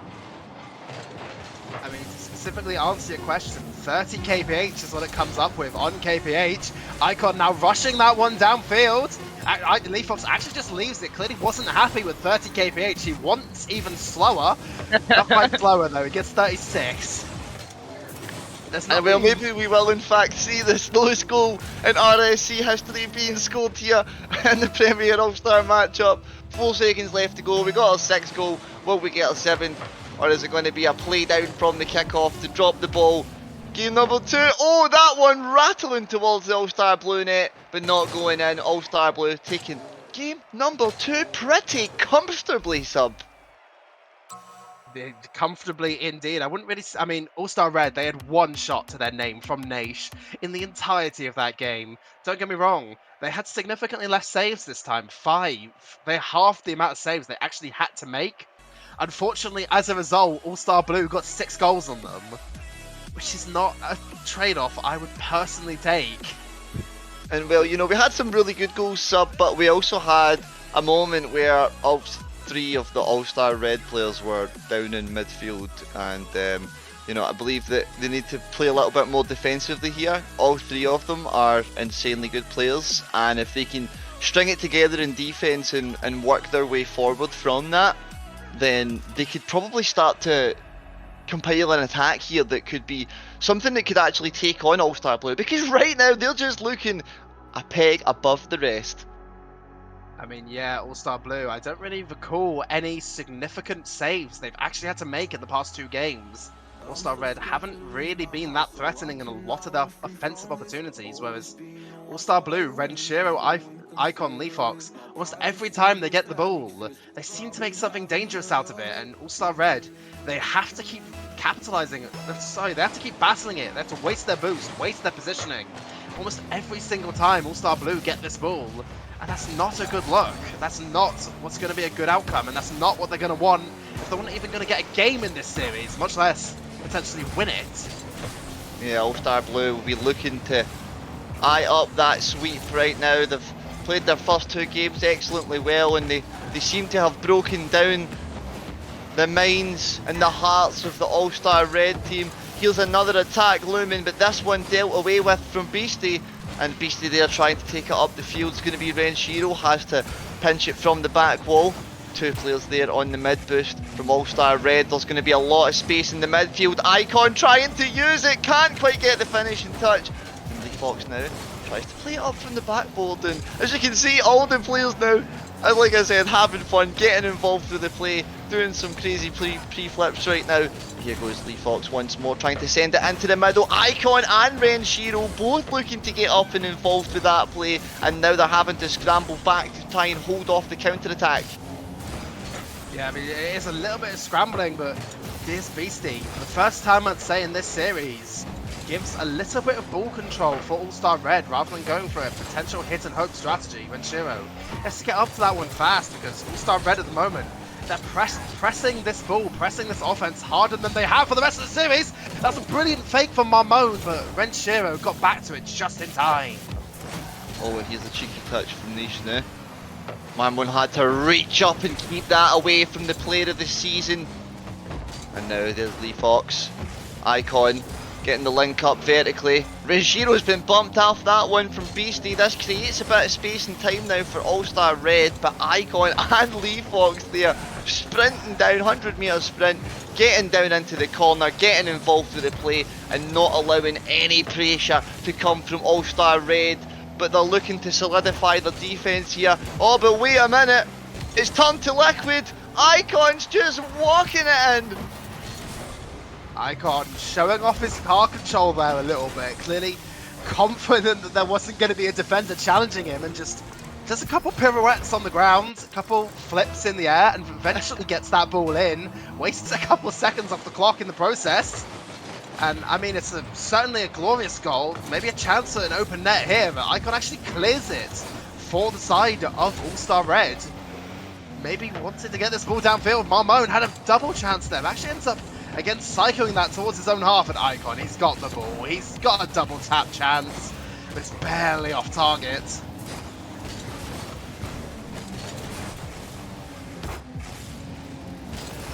Now Leafox has to catch this one down on the ground, coming vertically, looks for Icon, as Icon just got the demo. Renshiro there playing into a clutch position on the back, but now the pressure still just keeps seeming to fall all the way into the hands of All-Star Blue. And well, you know, when they accept that pressure, they're very humbled by it and keep seeming to create these gracious opportunities where they can score some goals. But now from this here, an own goal, and Icon will be accredited for it here for a very nice double tap from the sideball. And what on earth is Nash doing here? Clearly, with I don't really know how to comment on that, to be honest. Clearly, not quite sure what he wanted to do with that one. That's really all I can say about that. Not sure. He panic jumps into it maybe, and goals it. Like, there's nothing really else I can say about that one. It's just gone in, and All-Star Blue, they have that second goal. And well, for them, they'll be loving it right now. They're looking pretty good for this best of 7. And there's a third goal on the board. Player of the season scores again This time it's Leafox absolutely charging down that right hand side. Unfortunately, it's played into the middle from Beastie, and Renshiro just going to be looking to lap it up, put it into the back of the net and secure more further lead here for All Star Blue. And both teams seem to be having a little bit of a chat in the chat. TSB, sorry, Marmone, saying that Renshiro wasn't real for shooting that one, but clearly maybe a little bit too overconfident, because that defensive play from him was less than ideal, I would say. Beastie now tries to get it to the wall, but Icon takes a bit of control of it. I feel like there's clearly one side in this matchup that's maybe taking this game a little bit more seriously, whereas the other side is clearly playing for the full fun matter. Well, you know, this is the thing with All-Star matches, is these players are playing it to have fun and, as I was saying earlier, showcase just what they're made of. And of course with that, you can see now players showcasing their car control and their drifting skills on the field. And well, as you can see, that the caliber of these players, as we all know, is, you know, the top quality of Rocket League right now. You know, these are all of your bubble players, these are all of your players who you're going to be seeing in the scene, making an impact for a long time, and we've got them right here at RSC13, and they're having a ball of a time out there on the field right now. And Sub, it's a pleasure to cast this one alongside you as well, and Kendo to finish the season off. But my goodness, we're seeing some spicy pre-flips right now. Oh, this one could go, and there we go! Beastie scored it in the back of the net with the cheeky pre-flip. 10 seconds left to go. Will we see some kick-off goals, Sub? Comeback is on. I mean, I'm not quite sure what to think about that one, to be honest. No,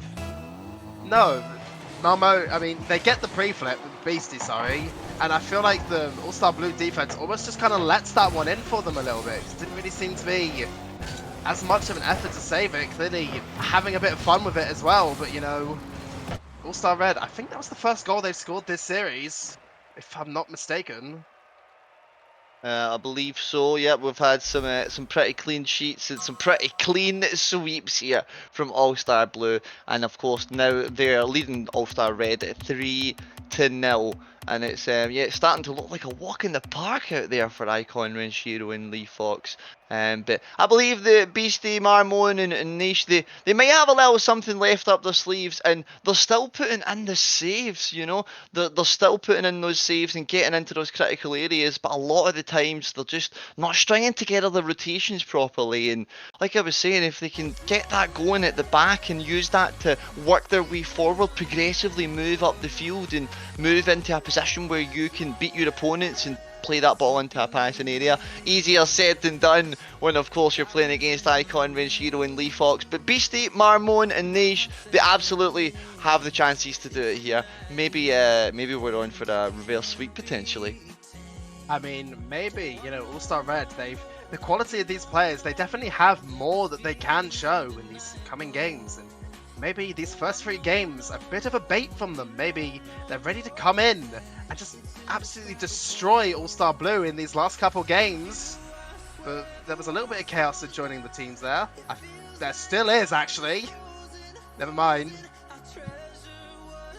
Yeah, Renshiro and Nation joined the wrong teams. That was almost a disaster, but, you know, finally get into this game 4, and I mean, it's as you said, you know, the quality of the players, but particularly All-Star Blue, the quality of Renshiro, Icon, Leafox. They've got so many top tournament results between them, you know.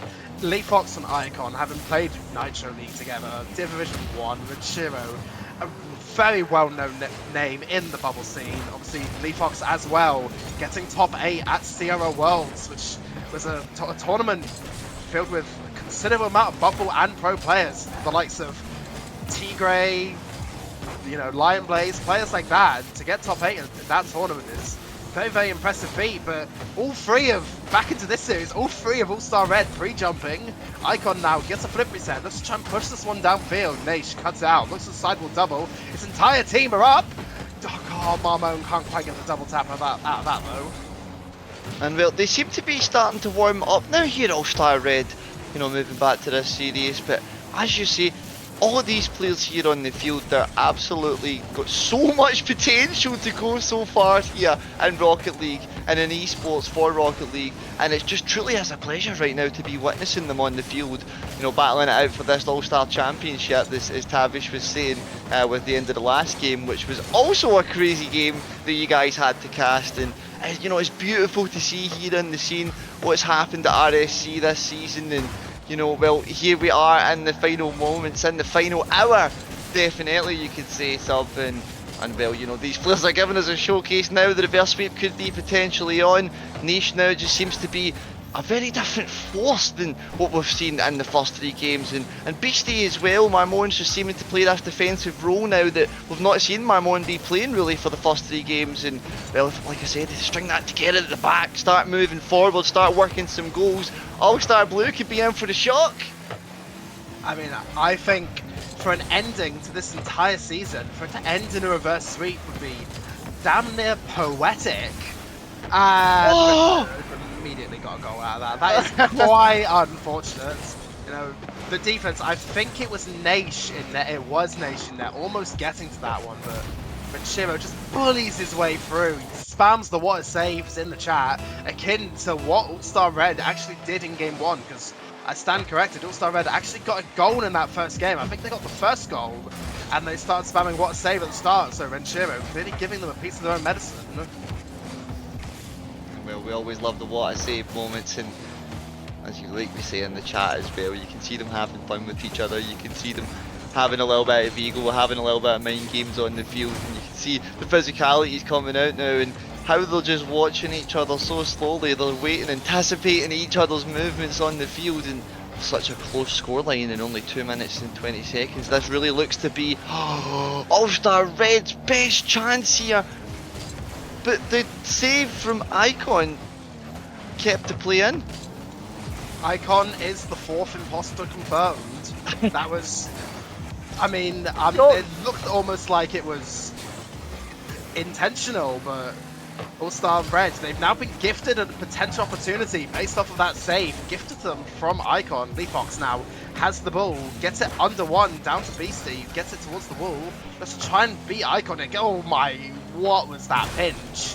That was utterly absurd to get a ceiling pinch on there. Leafox, he's actually awkward now, but none of All-Star Red's actually able to capitalize on it. The ball gets the ball towards Icon, who now pushes this ball downfield. Leafox now actually has control, gets it past Beastie, actually still has control. Renshiro looked to try and take the ball off of him, but Icon didn't want any of it. Naish now, he has to make an awkward clear. Potential chance, but Icon is just getting more demos. He's just continuing to be a physical nuisance to this All-Star Red roster. And well, the All-Star Red roster, still only 1 goal. And of course, well, it's a very important goal, isn't it? It's the goal that determines whether we will continue on with the rest, potentially, of this series, or whether it will be cleaned up and swept up here from All-Star Blue. This 1 goal is all that separates it, and well, now it's to Leafox and Icon there, the esports Berg players, coming in with the pass and play, showing off a little flex with his style. It's 2-0. There's 54 seconds on the clock. This is the last stand for All-Star Red. And I'm not quite sure if that was missed, but Naish actually was the one to actually put that one in. Marmon very much had the save. It's quite easy for him, actually. The shot wasn't that threatening, but Naish putting the ball past his own teammate. And now, All-Star Red, they're now going to get 2 goals if they want to make a comeback in this game 3 and make this even a semi-competitive series. And well, when All-Star Blue are hitting out with the tiki-taka that they've been performing and visualising for us here, look at Icon go in the sky as well. It's just set up Renshiro so beautifully there and pounced for Marmon on the back line. There was absolutely no chance, and doesn't it just seem like slow-mo Icon in the sky? So dominant. All-Star Blue looking so hot right now at the end of the season. I mean, it's exactly what you'd expect from this roster, you know. They're all-stars for a reason. They're all up. Never mind. All clearly wanted a piece of that ball, a piece of the action. Beastie pinches it upfield. Looks to try and get at least 1 goal for the road, but Icon, he puts it towards his own backboard. Fox misses the touch, and Red Shiro now gets the open net to end the series, to end the season of RSC with a 4-0 sweep for Premier All-Star Blue. That's it, as you said, the player of the season, finishing us off strong with a clean sheet and a clean sweep. All-Star Blue looking so fire to finish us off for the final game of RSC, sub. Wow. I mean, that was incredible.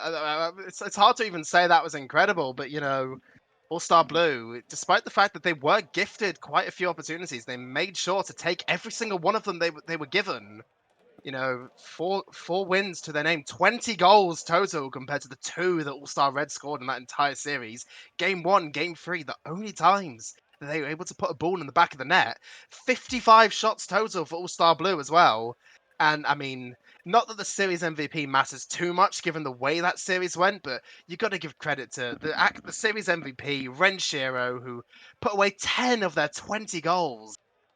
Yeah, And I 10 mean, of the 20 goals is really impressive. And, you know, the player of the season, if you look at Renshiro's track record, it's just a case of clean up. Renshiro is undoubtedly one of the best in the scene right now, sub. I'm sure you'll agree. And, you know, it's displayed that here for us, you know, live for everyone to see. So, you know, it's been a really amazing event there for All Stars, and you got to give it up for All Star Red as well. They continued all the way till the very end, beating after beating, goal after goal. They continued on, they had fun, and they made All Stars their own. And I think that's very important for RSC, and you know, that display in the showcase that we just got to see some of the best in action for a little while.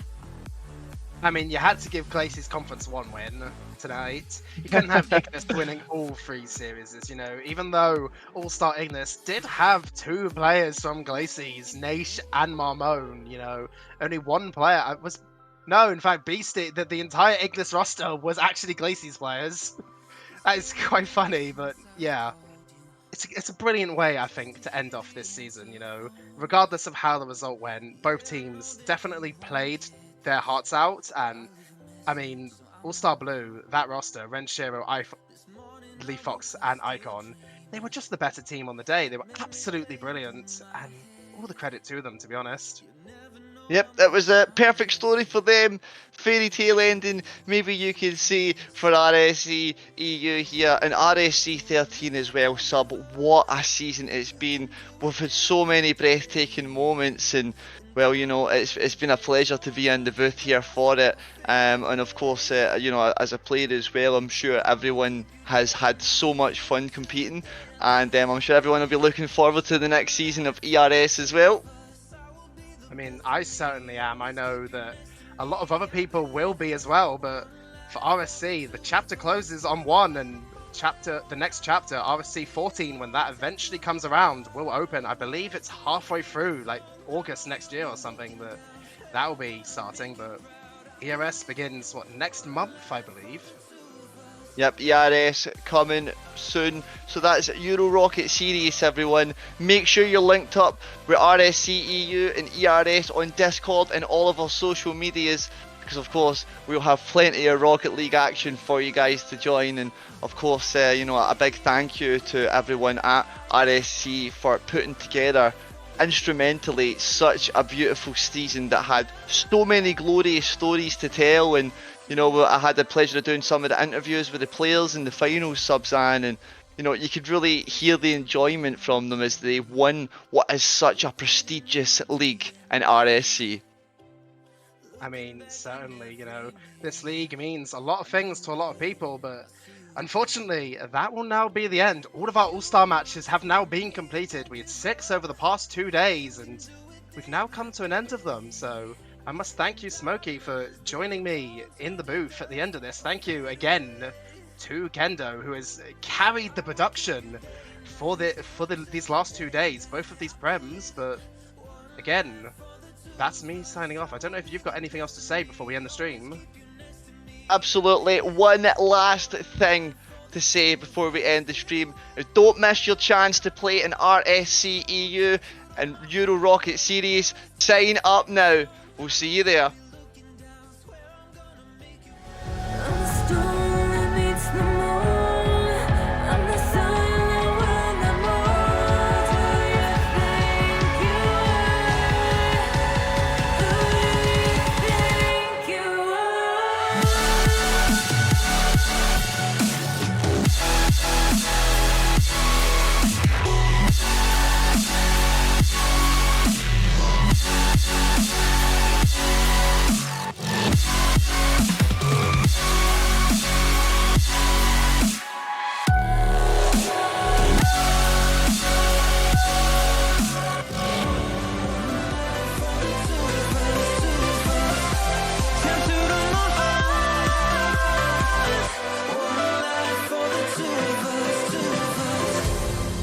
wasn't my finest hour. How did I do that to you? I know I made this harder, but I feel a pain I never